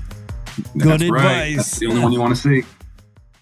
That's it. That's the only one you want to see. You want to make sure you're seeing the basketball court or tennis court in the summer, maybe. But basketball court in this case, you want to be seeing that. You want to be making sure that you are making a plan before you head to these big games. It's CSU. It's Wyoming. This is a storied rivalry. We want to make sure we are making plans before we come in. And what I mean by that is have some fun. Plan to have some fun. But if you're going to be drinking, make sure you plan ahead. Have a DD, a designated driver. Make sure you have that all taken care of, and you're going to get yourself home safe. Never drink and drive. Always buckle up. It's a big rivalry. One of the few times Colorado and Wyoming do get together and see eye to eye, and that's in law enforcement. There's troopers in Colorado and the troopers in Wyoming both helping each other out and patrolling I-25, where everybody's making the trip to go see the Rams take on the Pokes. In basketball, that's tomorrow night. Yeah, do it safely. Do it smart. Absolutely. That's one of the things where I can honestly say anytime I've worked with Colorado Highway Patrol, they have been awesome to work with, and we tend to work pretty well together. All right, we'll cut them some slack. They're okay with us. just not in sports. All right, we can get down with that. I asked last week when we had John, I wanted to talk about the schooling, the training that goes on to become, a trooper, whether it's the 20-week basic trooper academy, 6-week accelerated on board if you already bring some law enforcement background. I think it's too late to jump in on the January session. Obviously, we're almost done with January, but I think right now, if you want to get involved in the August academy class application. So how do we, if you're thinking about that career change or your first career, trooper is a cool way to go, Wyoming Highway Patrol. How do we get involved? Well, it all starts pretty simply by going to our website. And when you go to our website, on the very top, you'll see our recruiting status, what we're recruiting for, what we're looking for, and you can just click on that, and that's the quickest way to be able to apply. And speaking of recruiting, something else we can talk about once we're done with this, I know we mentioned it before, was dispatch as well. I got some good details for you there. Yeah. As far as the academy goes, you'll get involved by applying. That's the first step. If you're accepted from there, if your application's accepted and we want to move forward, what'll happen there is you'll go through a pretty extensive interview process. And that's going to be a process where we bring everyone in that we've selected. It's a very small percentage that make it through. You're talking a pretty big group of people that come in, usually to LCCC in Cheyenne, and we will do a in-person interview. We'll do a physical test. We'll do a you'll have basically the entire thing's kind of a psych eval, but you will get a actual psych eval. And after all of that, you'll have, if you pass all of that, then you go through a very extensive background check. And I mean everything. Because what we're looking for is we're looking for people who aren't just responsible. We're not just looking for people who want to serve. We're looking for people of absolute integrity. And so that background check is really incredibly important to that. If you make it through all of that, usually we're going to see anywhere, I'm going to say between, I'd say between 6 to 12 people. I think the last few classes we've seen, 8 or 9, maybe 10 people in the class. That's out of a pool of, hundreds of applicants, and usually I want to say in the 50s to 80s, even more than 100 that we'll actually bring in for in-person interviews. And after everything's said and done, you're seeing 8 people in the academy. It's pretty tough to get in. It can be tough, but it's worth it. And after you do that, the academy itself is going to be, it was August to December, so it's about 5 months. It's about 20 some odd weeks of pretty hardcore in-class training, as well as firearms training, functional hands-on training as well. And then after that, you'll have your actual field training for about 12 more weeks, where you're assigned to a trooper in the, you'll graduate the academy, you'll be a trooper, but then you're also assigned to another trooper to actually have in-person, in the field, on hands-on training for about 12 weeks. And if you pass all of that, you are a trooper in the Wyoming Highway Patrol. You are elite, the best of the best, cream of the crop. Whenever everybody behind the badge and under the hat is a product of a rigorous process and weeding out those who are playing cornhole without their pants on. I mean, that's the basic. We got to make sure with a background check. Hey, what about dispatch? We could use some folks in dispatch. That's the heart and soul, the heartbeat of any law enforcement. Dispatch. It really is. They are the ones who just keep us moving, man. They do. The folks in our dispatch center, they're stretched pretty thin right now. It is a job that is very rewarding and yet so unrecognized. I feel we recognize it here within Highway Patrol, but outside of that, in the general public, it's so unrecognized. I think it's so underappreciated. Where, especially when you have a big event happening, everyone recognizes the actions of the troopers. People don't think about the actions of the dispatch and how much work they're putting in to make sure they're getting the right people, the right information at the right time.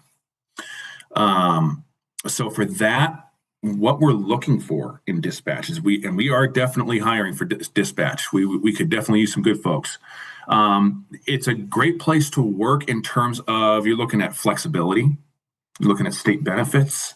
You're looking at school reimbursement, tuition reimbursement. We have that going. And you don't have to be 21. It's 18 years or older. Experience is good, but not required. A degree is good, but not required. The people that tend to do the best are going to be your A-type personalities, the go-getters. Although, you have some B types in there too that do just fine. The ability to multitask, the ability, because experience in customer service is probably the best experience if you've never been in dispatch. And then from there, personable, empathy is big. You want to be empathetic. You're oftentimes going to be handling people who might just be calling out a concern. A lot of times you're going to be handling people on their absolute worst day. You want to be able to handle tense and emotional situations. So it can be high stakes sometimes and it can be stressful. You don't have to get everything right away. You don't have to get everything down pat. There's training. There is and there's definitely a camaraderie. The thing about the dispatchers told me is, especially the individual groups, you have your shifts that go through, and those shifts become a lot like family. You're very close. You help each other. And again, it's a flexible job where you can choose between 8, 10, or 12-hour shifts. And you got to be able to handle a lot of information when you first start. And then you got to be able, and remembering everything can be taxing. But if you get through all the training, you're able to remember everything, you're able to do the dispatching job effectively, you are going to be an integral part, like an actual, absolutely vital part of keeping roads safe and saving lives in Wyoming. I think I would like that. If I wasn't already doing this, I think that would, like, the skill sets, what's required of a dispatch, I think that would suit me. That'd be fun. Yeah, you're right. You got to be somebody who can definitely multitask, because there's a lot coming at you from different directions. And the empathy part is a good one. I would not have thought that. You're not just marshaling the efforts of all your units, saying we need somebody over here or get to this place. You're the first thing is you're interfacing with the public. Yes, I'm probably not their best day. Customer service, crucial. When people dial 911, that first voice that answers has to have empathy first and foremost. Absolutely. And being that person who loves to be helpful is a big one. Yeah. I mean, it's a challenging job. Don't get me wrong. It's very challenging. It's rewarding because you're doing the right thing. You're saving lives, but it's also challenging. There is the idea that it's often, there's definitely a lack of recognition from the public. People don't know what you do. They don't know that, at midnight last night, you just saved someone's life after they were in a rollover crash. Yeah. Or helped save someone's life and got troopers there and everyone there on time. They don't know that. And there's the idea of secondary trauma, where you might be the one person on the phone, safe in an office, but you're still handling people who might be screaming, who might be having the absolute worst day, having just lost someone 2 seconds ago. And there is definitely, secondary trauma is real. It's definitely there. And so there's a mental load, taxing emotions, it's unseen. There are challenges, but it is absolutely worth it. It's rewarding. And it is also incredibly vital to, again, saving lives and keeping our roads safe in Wyoming. It's so important. And the people there, I can't tell you, even from a PIO perspective, not only some of the friendliest, but some of the most helpful people I know. I mean, they're just an incredible group. Yeah, career in dispatch, not for everybody, but incredibly rewarding. Maybe you underappreciated, not from the folks in the business, not from highway patrol, but I think the majority of the public just does not see how these dispatch, why Hero is attached to many of these dispatchers. Aaron Brown's with us. One last thing, Aaron, I wanted to talk about real quick is the different specialty units with highway patrol. We just barely touched on those folks that are crash investigators. They're on the crash investigator team. There's commercial carriers. There's K9 handlers. That's a special unit. What about executive protection? Whenever I see those troopers standing on either side of the governor, like, that's a special detail. They get special training. How do you get it? That's part of the responsibilities of highway patrol. It is. And you put in for it, you get selected for it. That's essentially that. And I believe that's how you get into Troop O. That's our troop, the troopers that watch over the governor, protect the Capitol. Troop O is the reason why we were the lead responding agency when it came to the firework that was left in front of the bomb firework. Yeah. We were lead on that because Troop O are the defenders of the Capitol. So we're looking for, again, it's the best of the best. And When you're in patrol, you can put in for it and get selected for it and end up going through that special training to defend our capital and protect our governor. The many roles of highway patrol. Mostly they're out there putting miles on their rig. Lots of miles. Lots of miles. Oh yeah, man. Sometimes very fast. If you're driving I-25 doing the border war thing tomorrow, big basketball game, be smart about it because they will have an eye out in Colorado and Wyoming. Thank you, Aaron. You got it, Jake. Thank you very much. Have a great weekend. Have a good one. Stay safe.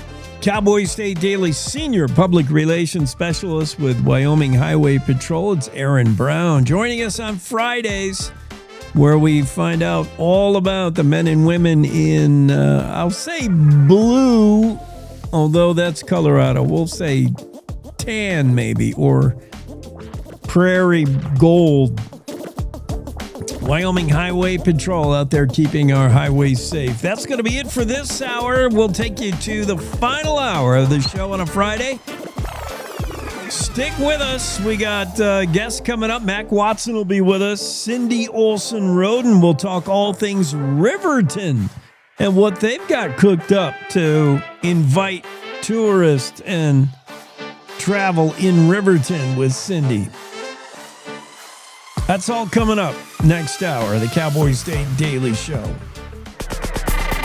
It's time to take a look at what's happening around Wyoming. From the Cowboy State Daily News Center, I'm Mac Watson. Admitting he stabbed a 14-year-old boy in the back last August during a brawl north of Riverton, Alejandro Behan pleaded guilty Thursday to second-degree murder in a Lander courtroom. Cowboy State Daily's Claire McFarland reports that the 22-year-old admitted to the attack. He said in court, I stabbed a guy in the back. He said he knew it could kill him and that it was part of a big fight where he believed knives would be present. There was some verbal sparring over Snapchat ahead of that and like gossip, like there's going to be a fight this place. And this is Honor Farm Road, so it's close to a prison farm and next to a ranch house. The next step for Behan of Riverton is a sentencing hearing in early April, but no date has been set.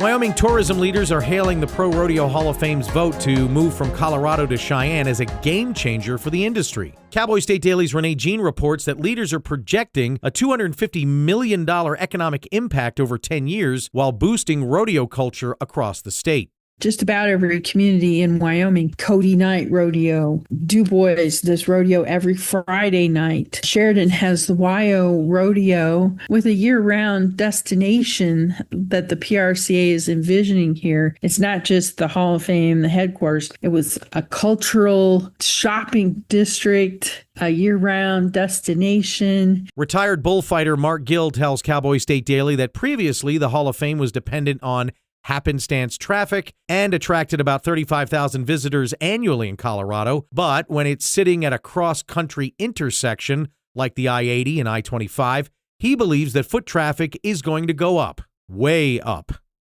I'll be back with more news from the Cowboy State Daily News Center right after this. Here's a winter driving safety tip from WYDOT. Your GPS might be wrong when it comes to the passability of alternate routes. When an interstate or highway is closed due to winter conditions, neighboring roads are potentially just as bad, if not worse. This has been another winter driving safety tip from the Wyoming Department of Transportation.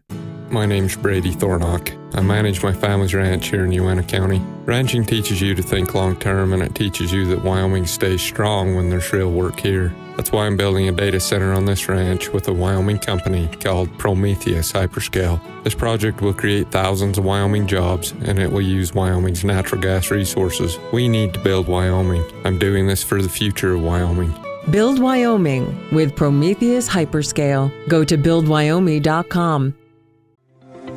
At Hoskinson Health Advanced Imaging, an imaging experience that's accurate and above all, human. Built around the most advanced diagnostic technology in Wyoming, we deliver fast, clear, and reliable answers. No physician referral is required for an appointment. Most insurance is accepted. Competitive cash pricing and personalized insurance assistance. Hoskinson Health Advanced Imaging. We are the future of healthcare now, and your doctor works here. Visit hoskinsonhealth.com. Cowboy State Daily News continues now. Students at the University of Wyoming say they aren't waiting for the legislature to finalize its budget before fighting back against cuts they worry could slash funding by 15%. Cowboy State Daily's David Madison reports that they say the cuts will hurt UW's ability to generate future revenue for Wyoming. What they want to point out is not so much an alternative plan, but just the effects of these cuts, that it's not just $40 million off the top, that has a knock-on effect. You're going to scare away the best professors. Now, legislators on the Joint Appropriations Committee voted January 13th to cut $40 million from UW's block grant, roughly 11% of what the university receives from the state.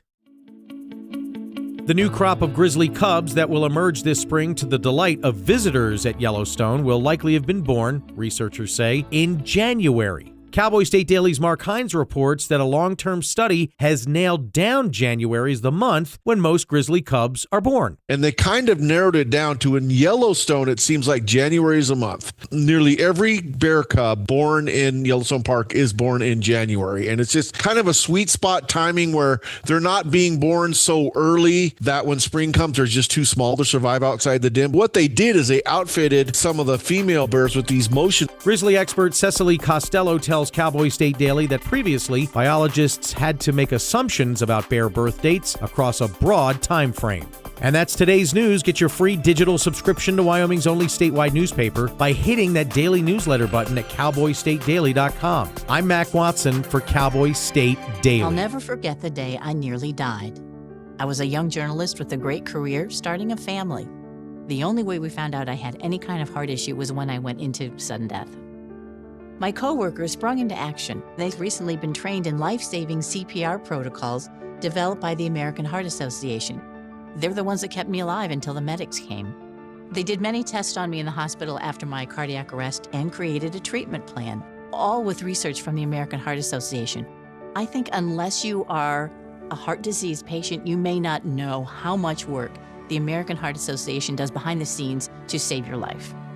Since my cardiac arrest, I've had 2 more children. I've watched all 3 of my children grow into adulthood. I'm going to cry now. Graduate from college. My daughter got married. I have grandchildren. And I'm still here. Learn more about the American Heart Association's work at helpheart.org.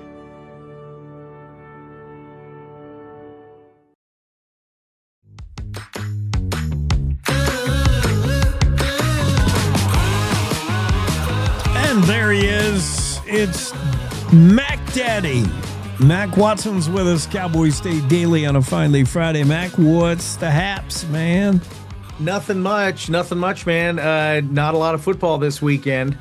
So, Flag so football. I don't know. Yeah, none. There's none. We got to wait another week and a half or whatever. But what I love, though, is the week leading up to the Super Bowl. Oh, the ridiculousness, the absolute. I don't know if you've ever done this, Jake, but I lived in Phoenix for like 15 years, right? We had the Super Bowl twice when I lived in Phoenix. The stuff that goes on, the press conferences, the parties, I love it. I love it. And not because, you can see, Mike Ditka at a steakhouse eating by himself on a Thursday night, or, there's a bunch of supermodels walking around. It's the atmosphere. It's the atmosphere of almost like we don't care about the game. It's just a social event. So it's really cool. So I always pay attention to, who's there, what's going on. Remember that one press conference when I think that reporter from Mexico got dressed up and asked Tom Brady to marry her. If you remember that press conference. No. It's just fun. It really is. It's become an event that's overshadows the actual football game. Right. It is a 2-week event. Right. That's funny. You would not expect to see Mike Ditka at the sushi joint in Phoenix. He would be eating a steak. He would be at the steakhouse, wouldn't he? Right. Exactly. And the nicest guy. And I basically said, hey, look, I work at a radio station. We'd love to have you on to talk about not only football, but how do you like your steak? He's like, nobody's ever asked me that before. Okay, I'll come on. And he gave me his cell number right there. Wow. And I come back to the table, and my wife's like, who's that? I'm like, it's Mike Ditka. And she says, he's a football player, football coach, da Bears, that kind of thing. Yeah. And she's like, how do you do that? How do you do what? How do you just walk up to people and start talking to them? Because I literally came out of the bathroom and was like, oh, what? That's Mike Ditka. Hey, Mike, you don't know Mike. me, but you got to start with Dubbers. Yeah, he's Dubber. Immortalized on the SNL skits. Mike Ditka. Right. So I just love the week leading up to the Super Bowl. Yeah. The game may be kind of bad, the game might not be enjoyable, but that week is just so fun of all the stuff that's going on. I didn't see Joe Brady hire coming, not on my bingo card, but in Buffalo, the offensive coordinator is going to take the helm. Sean McDermott out, Joe Brady. Is that a good move, do you think? Or because you think the offensive coordinator, look, the Bills, for all the talent that they have, they didn't get as far as they should have. Is that on the offensive coordinator? No, the numbers show that since he's been calling the plays, the offense has been better, averaging 30.9 points a game. There are some issues with his play calling, like the screen pass to Shakir for -2 yards. Right. He made a that's his top play in the playbook. But every offensive coordinator, you're going to say, oh, I hate when he does this. No, for the most part, that worked. Check that box. But he came up in the system. The players love him. He loves the players. He's talking the good game.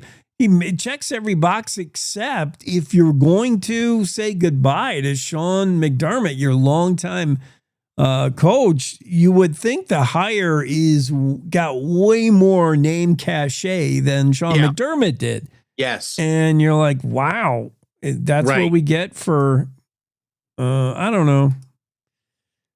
Some of these times they work out because you want somebody that's familiar with the culture and you want somebody who's going to work with your quarterback and is comfortable with your quarterback, but also the quarterback is comfortable with your coach. That's why it'll be interesting to see how the Ravens handle Lamar Jackson, because Jesse Minter, who's worked for the Harbaughs for years, Jim Harbaugh out in LA and John Harbaugh and knows the family. It'll be interesting for him to come in. Who is going to work with Lamar Jackson? Who's going to make that quarterback better and transition from explosive, pure talent to more methodical as your skills diminish? How are they going to transform Lamar Jackson? I still contend they got rid of the wrong guy. I love the Ravens. I love the organization. I think they should have kept Harbaugh but traded Lamar Jackson. That's just me, though. Yeah. It's interesting to see also that, 9 or 10 openings, whatever it is, and only a certain amount of big names to go around. And then you look at all these, what would be first-time head coach hires and what kind of noise they're making. Like, is this guy is this linebackers coach really the next up and coming hotshot? Right. Is there really so for Joe Brady, what Buffalo says is, this guy was getting a lot of attention for head coaching jobs. To retain him, we had to hire him. He is the next hotshot, supposedly. Right. I don't know. Yeah, supposedly that's the thing. I mean, I never understood. I don't understand how coaches get their reputation, except, if they're really good and they win, right? I mean, that's usually how it works. But I mean, people will go back and go, well, he's from the Andy Reid tree or he's from the Bill Belichick tree. Yeah. There's no guarantee that you're going to be as successful and college coaches too. Okay, you're great in college. Nick Saban was not a good NFL head coach. And the same for Belichick his first time around with the Browns. He was not a good head coach the first time around. So I don't know how they get these reputations or they get their name, in these circles. But I will tell you, I think the Cardinals are still looking for somebody, and all the main guy, the big names or the guys that have experience, they're all gone. Except for Belichick, and I don't see Belichick going to Arizona anytime soon.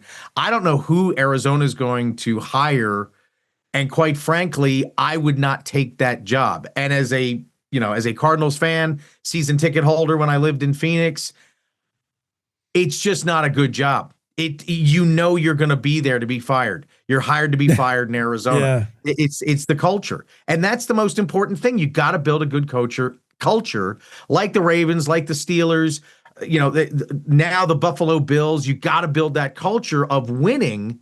Cardinals just can't seem to get. We were close.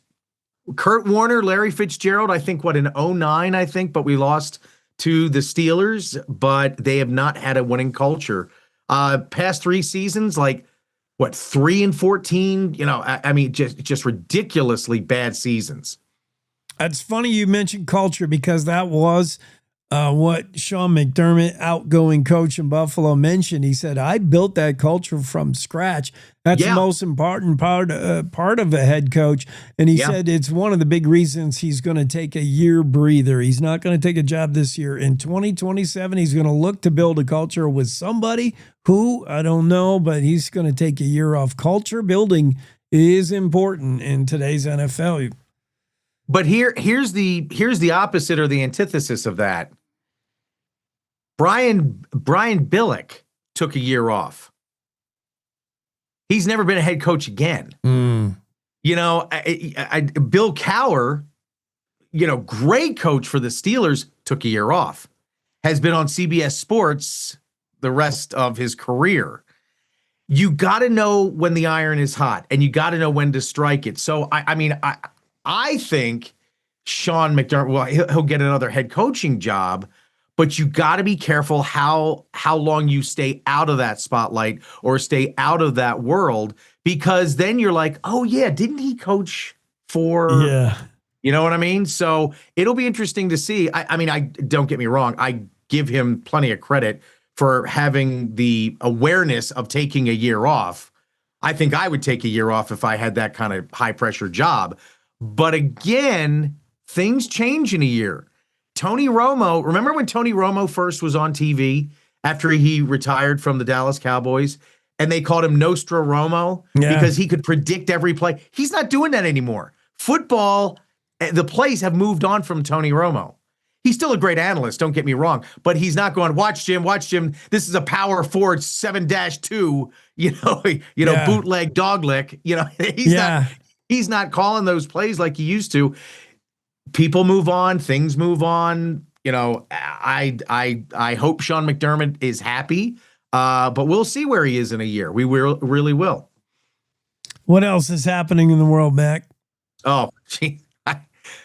Harriet Hageman is one of my favorite people. Yeah. I don't necessarily agree with her all the time. I don't have to stand lockstep with her. But I love her. I love the way she's a politician. There's only been a couple of people in my career that I have interviewed that I'm like, wow, you're just good. One was Doug Wilder. Look him up. Former governor of Virginia, first African-American mayor of Richmond, first African-American governor. And he had this accent, Jake, that just made you feel comfortable no matter what you were talking about. So if you were talking about some tragedy within the budget of Virginia, he just had this way of just making you feel like everything was coming up roses. Harriet Hageman is no nonsense. She knows where she stands and she's consistent about it, which I love. So you go to Thermopolis, and I love the way Claire McFarland, our great reporter, puts it. No punches were thrown, but people got into it, and they were yelling at each other. They were basically saying, no, you shut up. No, you shut up. No, you ask her a question. I'm asking her a question. You shut up. And Harriet Hageman just sits there and answers the questions. I will give her a lot of credit, though, and I kind of held her to this. When she was running, remember when Liz Cheney was getting a lot of flack for what she did, and the diss on Liz Cheney, besides that she didn't like Donald Trump, was she was never here. She was not a Wyomingite. She may have had a house in Jackson, but she never lived here. Harriet Hageman said from the beginning, I'm going to host these town hall meetings and I'm going to come back to Wyoming like every month. and I'm going to hold these town hall meetings. And she could have stopped doing that like 6 months in. She could have just said, nah, I don't need to do that anymore. She keeps doing them, and people keep showing up. Now, this is between you and me, Jake. A lot of people think they know a lot about politics and how the world works, and then they open their mouth, and then you realize, what is it? Better to think you're a fool than to open your mouth and prove it. I think Ben Franklin said, kind of thing. Yeah. You just learn how non-informed people really are at these town halls, because they bring stuff up, and you're like, I remember once I was at a town hall, and I was hosting the town hall for a politician. And I remember this person said something in the back, and everybody whipped around like, what? What was that? Who let you just you realize in? how some people just want the spotlight and how ill-informed they are. But I give Representative Hageman a lot of credit. She comes back and she comes to these meetings and she puts up, I think, with a lot of people's stuff, but she does a great job with it. So kudos to her. But it was wild in Thermopolis. I talked to Claire McFarland, who covered it, and she said, yeah, at any moment there could have been a fist fight that breaks out, and it didn't happen. Didn't happen though. So I give Harriet a lot of credit. It's not the first time Representative Hageman has had a contentious town hall. And and mostly always do, right? Not so much to, grilling her and asking hard questions of her. Right. Is people devolve into their own backbiting and fighting.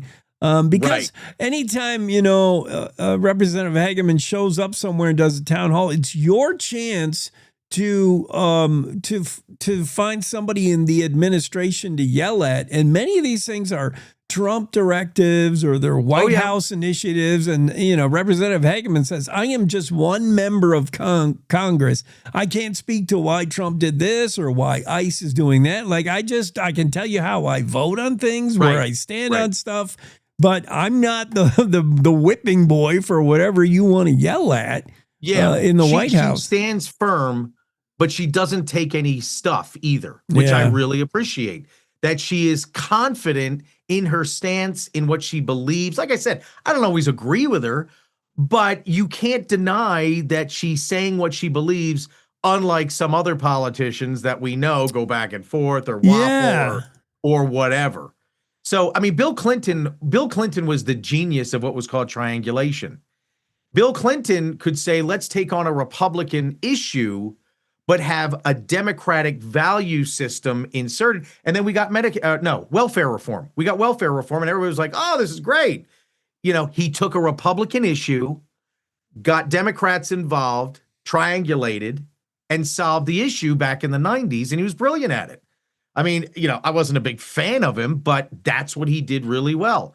Harriet Hageman knows where she stands and does not want to, she's not going to waffle. Yeah. And I think Wyomingites appreciate that. Yes, she's not going to be tricky. That's not her, man. Right. And I like that about her too. And I think that does resonate with voters for sure.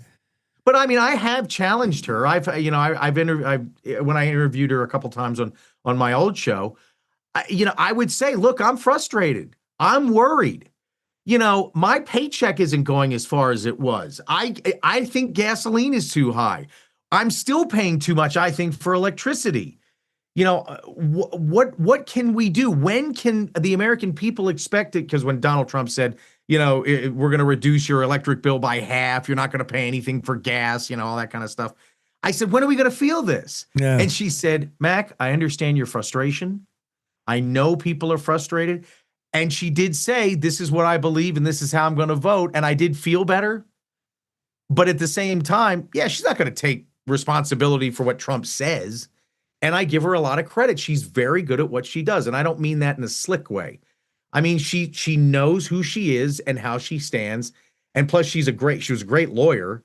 And I'm married to a lawyer. So I kind of know how she thinks. Yes. So I really appreciate what she's done in Congress. And if you watch her at these hearings, that is art, man. That is politics and art. How she will just she will slice and dice somebody and just get to the point without asking them, what is your problem? Right. You know what I mean? I do not want to be asked to appear before a committee that's chaired by her. Yes, she will get right to you, man. And right. She will cut to it. But not personal, or she doesn't come off as strident or like, Elizabeth Warren always struck me as like, as very almost overreactionary, or some people in Congress at these hearings trying to come off sanctimonious or how dare you kind of thing. She doesn't do that. She just lays out an argument and basically says you're wrong without saying you're wrong. Yeah. Which I really like. The way lawyers do.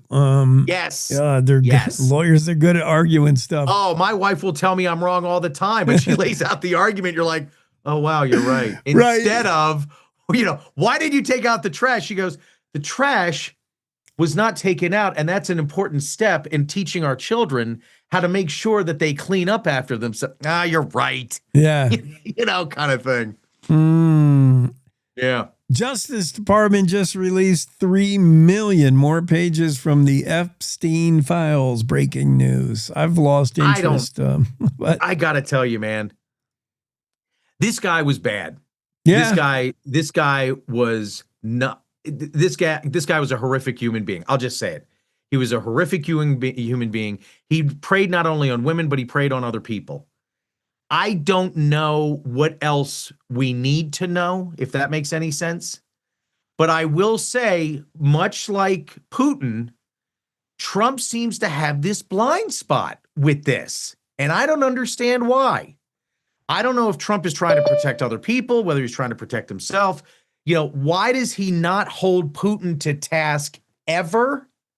Why doesn't he demand the Epstein files? And Pam Bondi's a joke. She is an absolute joke as the attorney general. I'm not really sure. I mean, we know enough. We know enough that he's a horrible human being. What else are in these files? It's getting to the point now where I don't care. It's almost like the Kennedy assassination. Oh, can we stop talking about who was on the grassy knoll? I mean, I just don't care anymore. So we'll see. But that is breaking news. That, would you say how many? 3 million? 3,000? million more pages. More pages, Yeah. right. Maybe there's something in there. Maybe there's not. But I mean, we know what we know about him, and that's all we really need to know.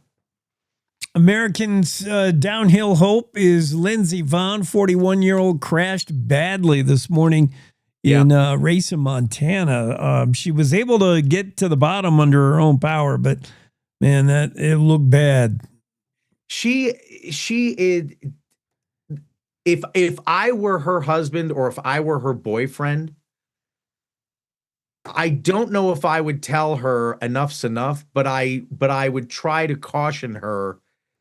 Hey, look, you're 41. You have nothing to prove. I love you. I don't want to see you injure yourself permanently, because she's one of these skiers that it's not a race to the bottom. It's almost like she throws herself to the bottom of the hill. You know what I mean? She does stuff that is not only risky, but will also, I mean, it could kill her or it could paralyze her. She has that mentality, but also has the talent that she does really well. Don't get me wrong. But by the same token, how many times can you keep doing this and not really severely injure yourself? I know. 40... So, I mean, I'd be like, you got nothing to prove. Babe, why don't we just sit on the couch this weekend? You don't have to keep proving yourself.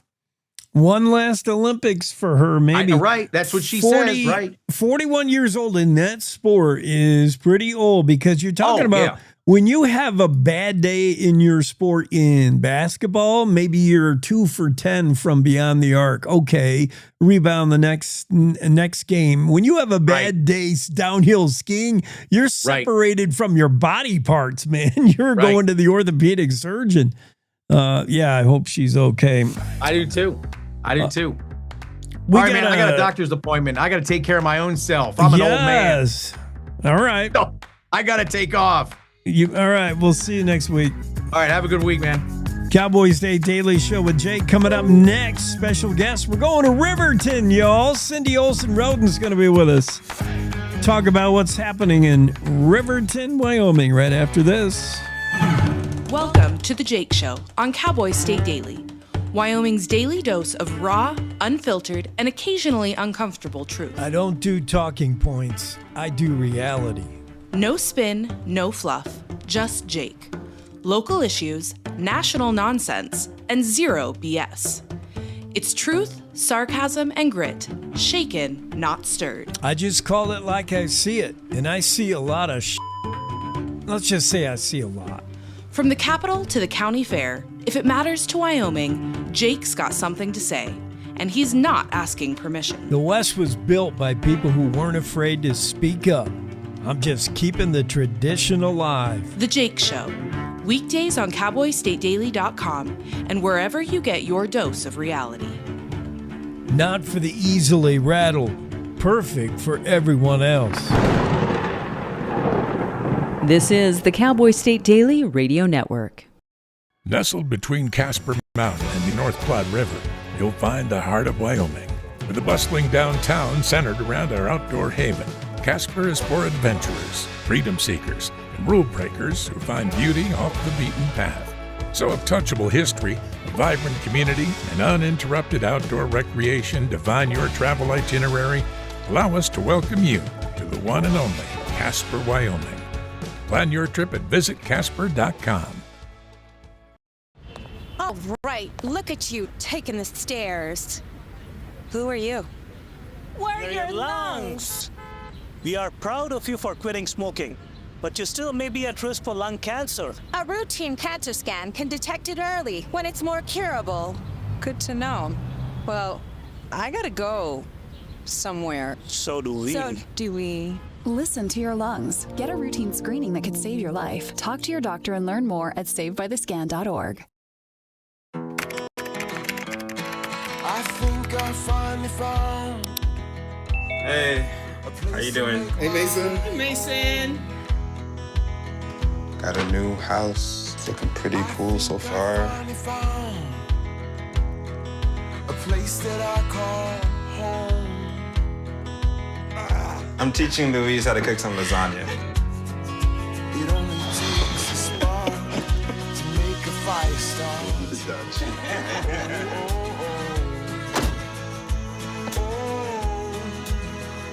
Thank you. Study, please.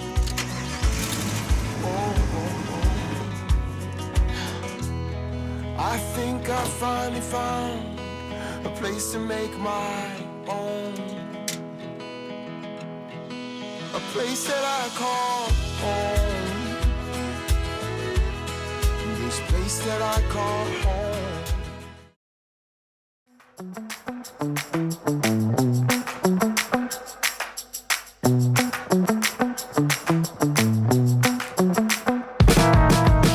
Cowboy State Daily Show with Jake on a finally Friday in the final hour with our final guest. This is it. We saved the best for last. Cindy Olson Roden's with us, and we're talking Riverton.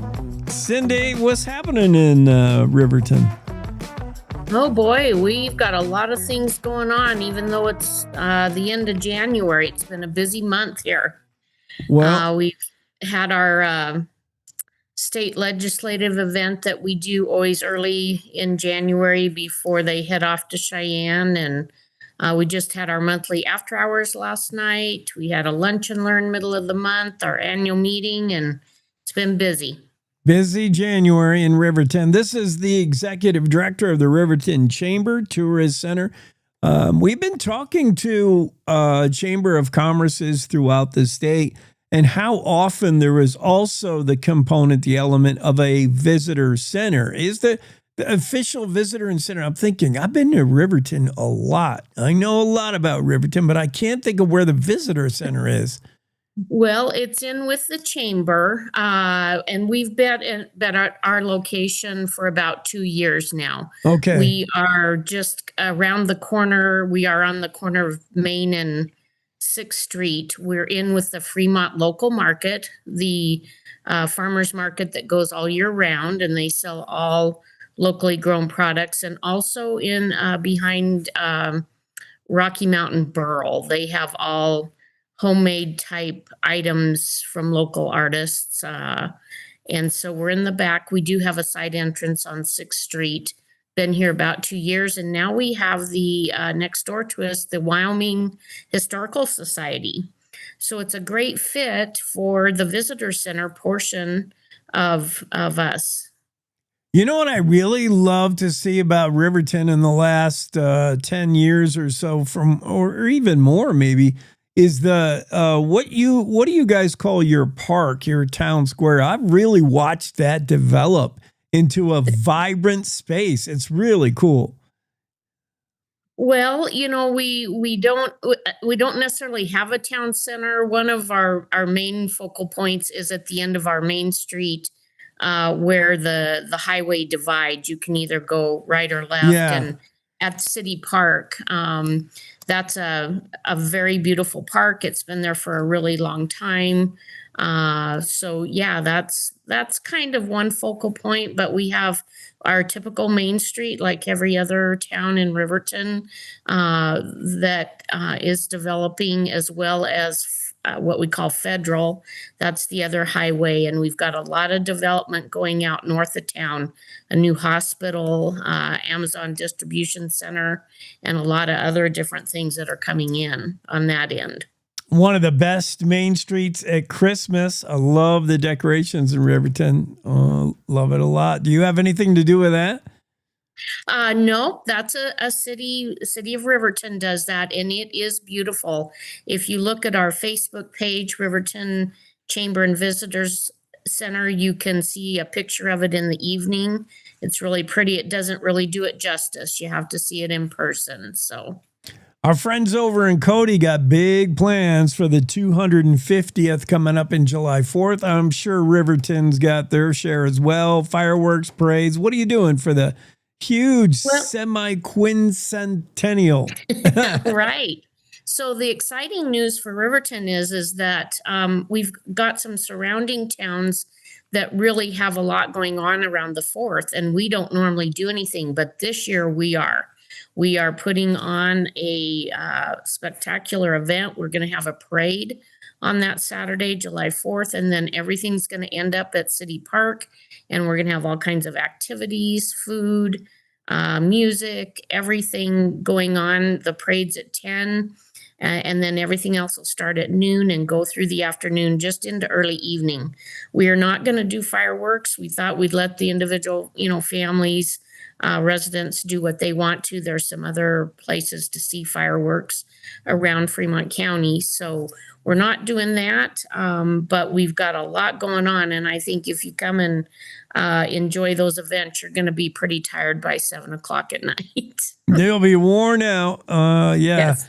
4th of July in Riverton. Make your plans now. What else is there to see and do? Whenever I'm around and I have time, I love going to the Wind River Hotel and Casino. Great spot.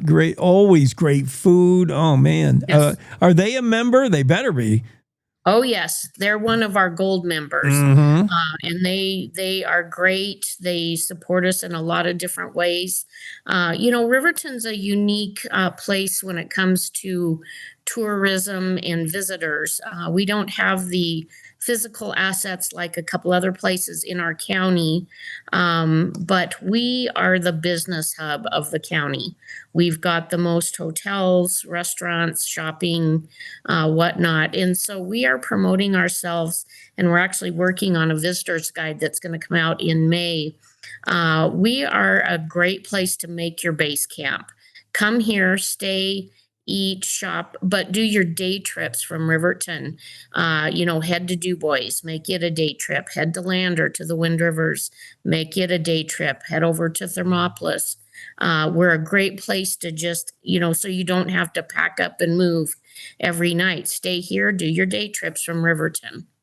I can see that when I think Fremont County, there's many things to do, Lander, Du Bois, whatever, but Riverton always feels like the home base. Like it all launches from there. I get that. That's smart. You've already picked up on that. Cindy Olson Roden is joining us, Executive Director of the Riverton Chamber of Commerce Tourist Center.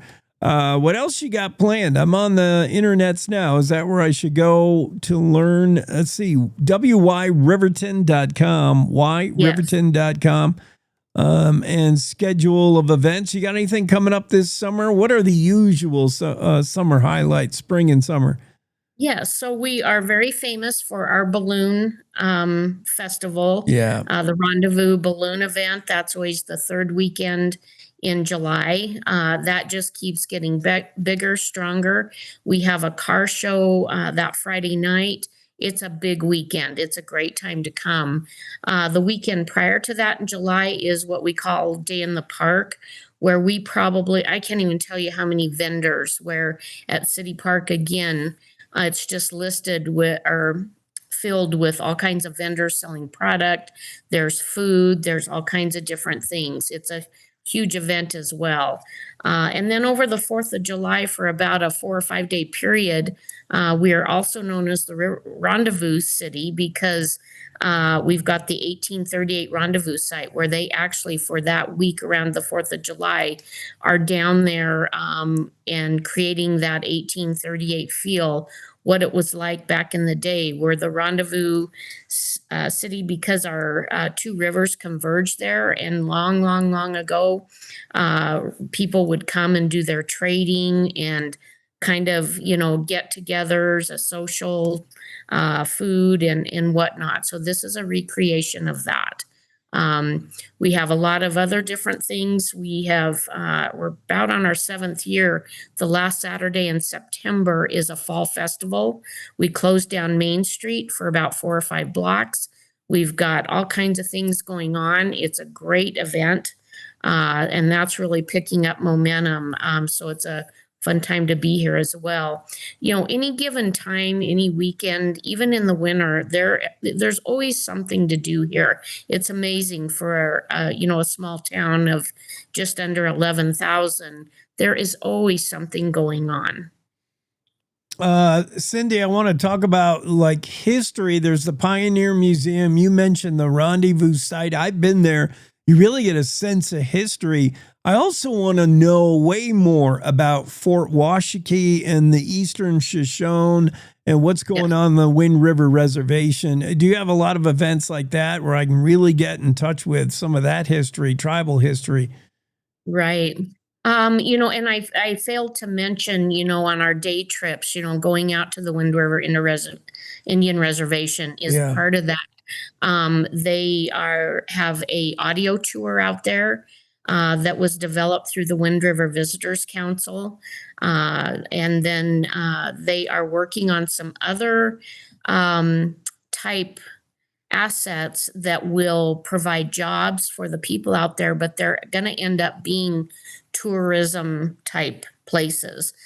So things are building up there. You can actually go out there and do several different things. The audio tour is great. But they are working on that. You're going to see a lot more come out of the Wind River Indian Reservation for tourism. Excellent. Executive Director of Riverton Chamber Tourist Center, Cindy Olson Roden, joining us on this Friday. One last thing, Cindy, benefits. I always got to ask about this. Why, if I have not yet signed up, if I'm a business, what are the benefits to signing up with the chamber and letting you go to work on our behalf? Right.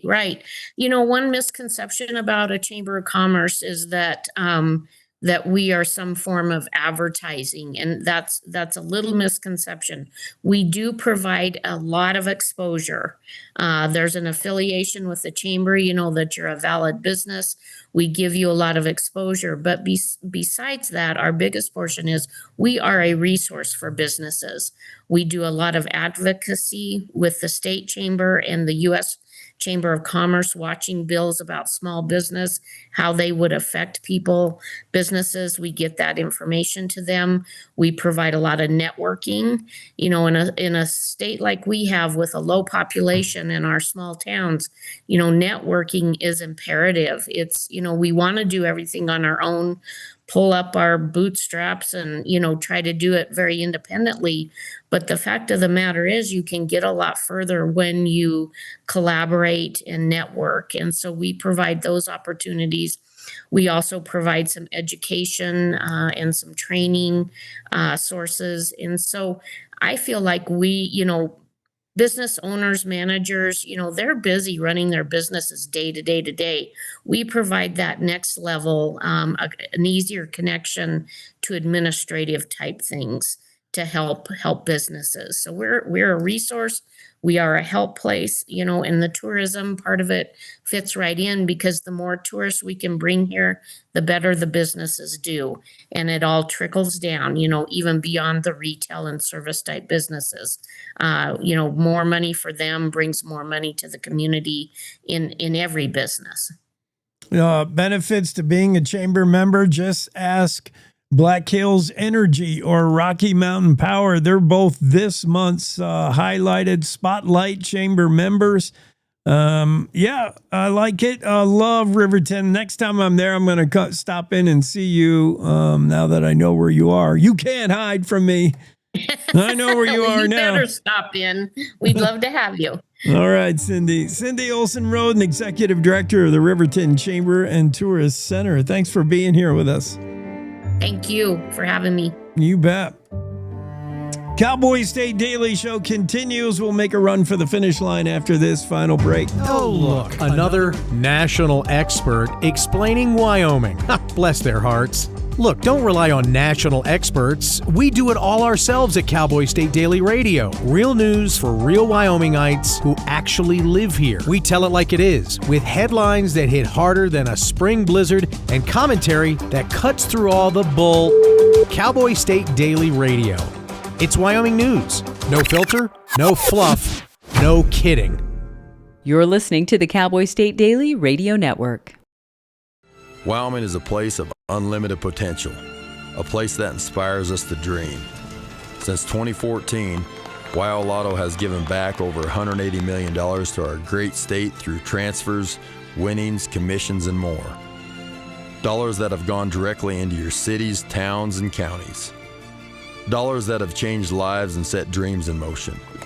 Thank you, Wyoming, for a legendary 10 years. We can't wait to dream up what's next.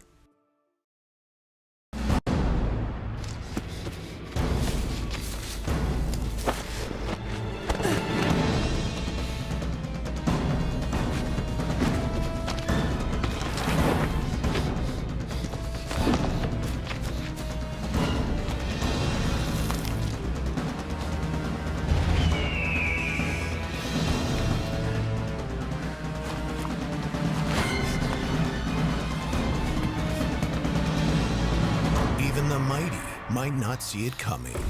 It's prediabetes, and it captures 1 in 3 adults.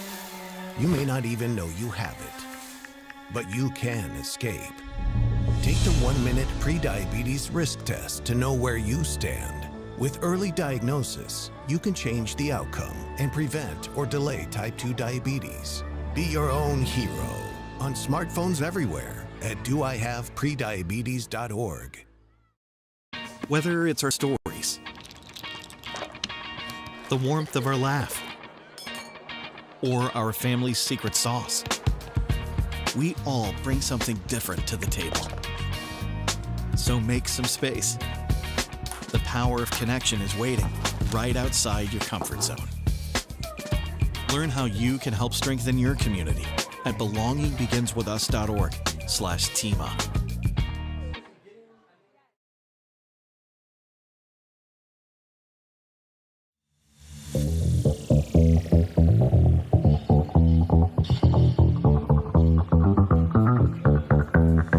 I mentioned when I was talking with Mac Watson earlier, breaking news, that 3 million more pages of the Epstein files released. Department of Justice also has been busy on the Alex Preddy situation. Breaking news now that the DOJ has opened a federal civil rights probe into the death of Alex Preddy. Deputy AG has announced that. skiing great Lindsey Vonn at 41 years old crashed badly this morning 1 week before the Olympics begin. How bad is she hurt? She was in tears. She looked like it was bad. Left leg, knee, ankle, not sure. These are national stories we're following, including this from Science Journal. Genetics play a larger role in your lifespan, your expected lifespan, than ever thought before. Previously, your genetics, your DNA, mom and dad, and your mom's mom and dad, and going all the way up the lineage. Previously, scientists thought they played somewhat of a role in how long you would live, maybe had a 6% to, at the most, a 33% influence on your lifespan, the role of genetics. That doesn't seem like a lot, and it didn't seem to account for why some people live a lifestyle that you would think should kill them early. I mean, just smoking, drinking, and they live to 98. How is that possible? Well, maybe the journal Science says using data from human twin studies, taking twins and trying to figure out how much of it is genetics and how much of your expected lifespan, your life expectancy is for instance, lifestyle or diet or stuff like that. The new consensus is genetic contribution to how long we live is as high as 55%, much higher than previously thought. As I said, 6 to 33%. So 55% of how long you will live is determined by your genetics, your DNA. You got that from mom and dad. Interesting. News here at home, Cowboy State Daily. Dale Killingbeck has the follow-up story to this. Casper man faces charges for last month's stabbing and dragging of his ex-girlfriend. Police say he dragged her by the hair before finally stabbing her. This goes back to December 18th, happened at the apartment complex of the ex-girlfriend. Nathaniel Wood is charging Casper's Circuit Court with being a habitual criminal. Habitual meaning he's done enough time to be tattooed in the face a few times. Again, that's my pet peeve. Anytime you're tattooed above the neck, you're destined for only one thing, and that's a life of incarceration. I don't know who gets inked in their face. I just don't. I don't get it. And that includes you, Post Malone. Nathaniel Wood, charged with being a habitual criminal, committing aggravated kidnapping and aggravated assault and battery. It all happened over this December 18th case where Casper Police Department was called to the scene, East 12th Street, South Walsh Drive. The report of an assault involving a knife. The accusation is Wood and the ex-girlfriend got into a spat. He grabbed her by the hair, allegedly dragged her, and then stabbed her. And he's looking at, he said, well, I don't know if he admitted to this. The belief is he was high on meth. And yeah, I wouldn't doubt that at all. UW student leaders protesting the $40 million in cuts to the state budget. This is ahead of the budget session.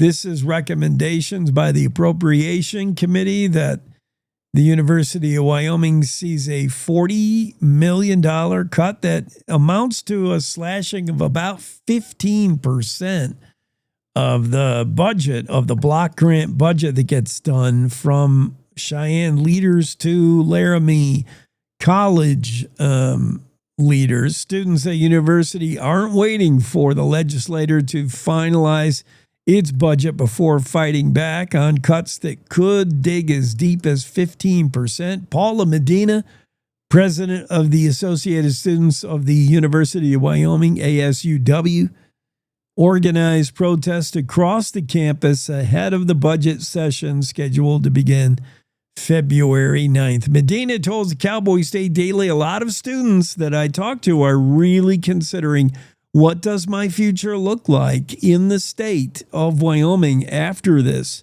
Their college future and beyond hinges on the University of Wyoming and its budget. January is baby boom month for Bruins. That's when grizzly bears have the most cubs. That's when we see cubs born by mama bears in the den. January is baby boom month. Mark Hines has that story. A new crop of grizzly cubs will emerge this spring from the den. Bears that didn't go into the den in winter will come out this spring because they were born during hibernation in January. January is the month. It is a long month, but January is the month when most grizzly bear cubs are hatched. A long-term study nailed down January as the month Yellowstone grizzly cubs are born. More cubs are born in this month and will be blinking from their new dens probably around May, when they'll be about 5 months old. Yesterday, we heard the story about that grizzly bear that's out and about in Yellowstone. Is he out early? Is he late to den? One or the other. It's probably neither. He's probably just woke up hungry and could smell food. I mean, it has been a kind of a winter where we don't have a ton of snow cover. And grizzly bears don't knock themselves out in December and then wake up for the first time in March. I mean, they undergo periods of waking and consciousness. And if they smell something, certainly they could get out and explore what that is. But the mama bears, especially those with cubs, tend to stay in the den the whole time and will be pretty late to emerge from hibernation. Some of them with newborn cubs born probably in January, according to the statistics.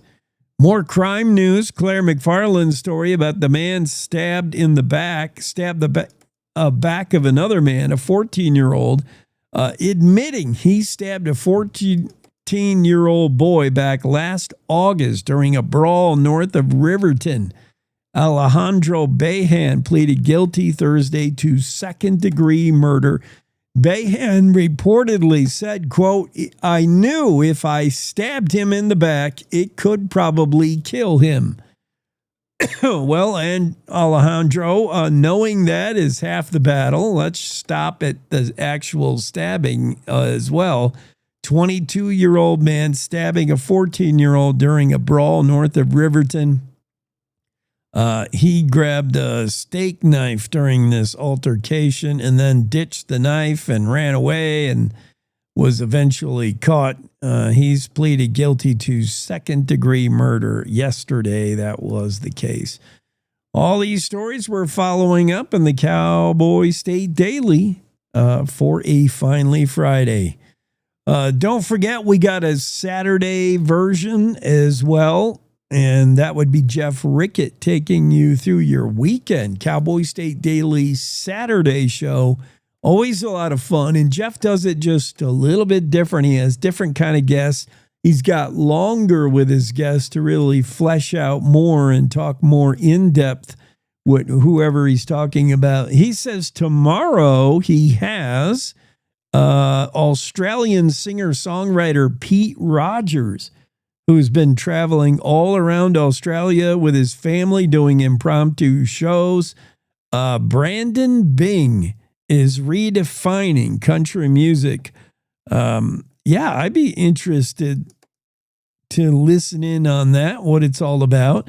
Did you see celebrity chef Vincent Fiore, who's got a whole new look, right? I mean, he changed his I got to show you the photo of them. You wouldn't even recognize him.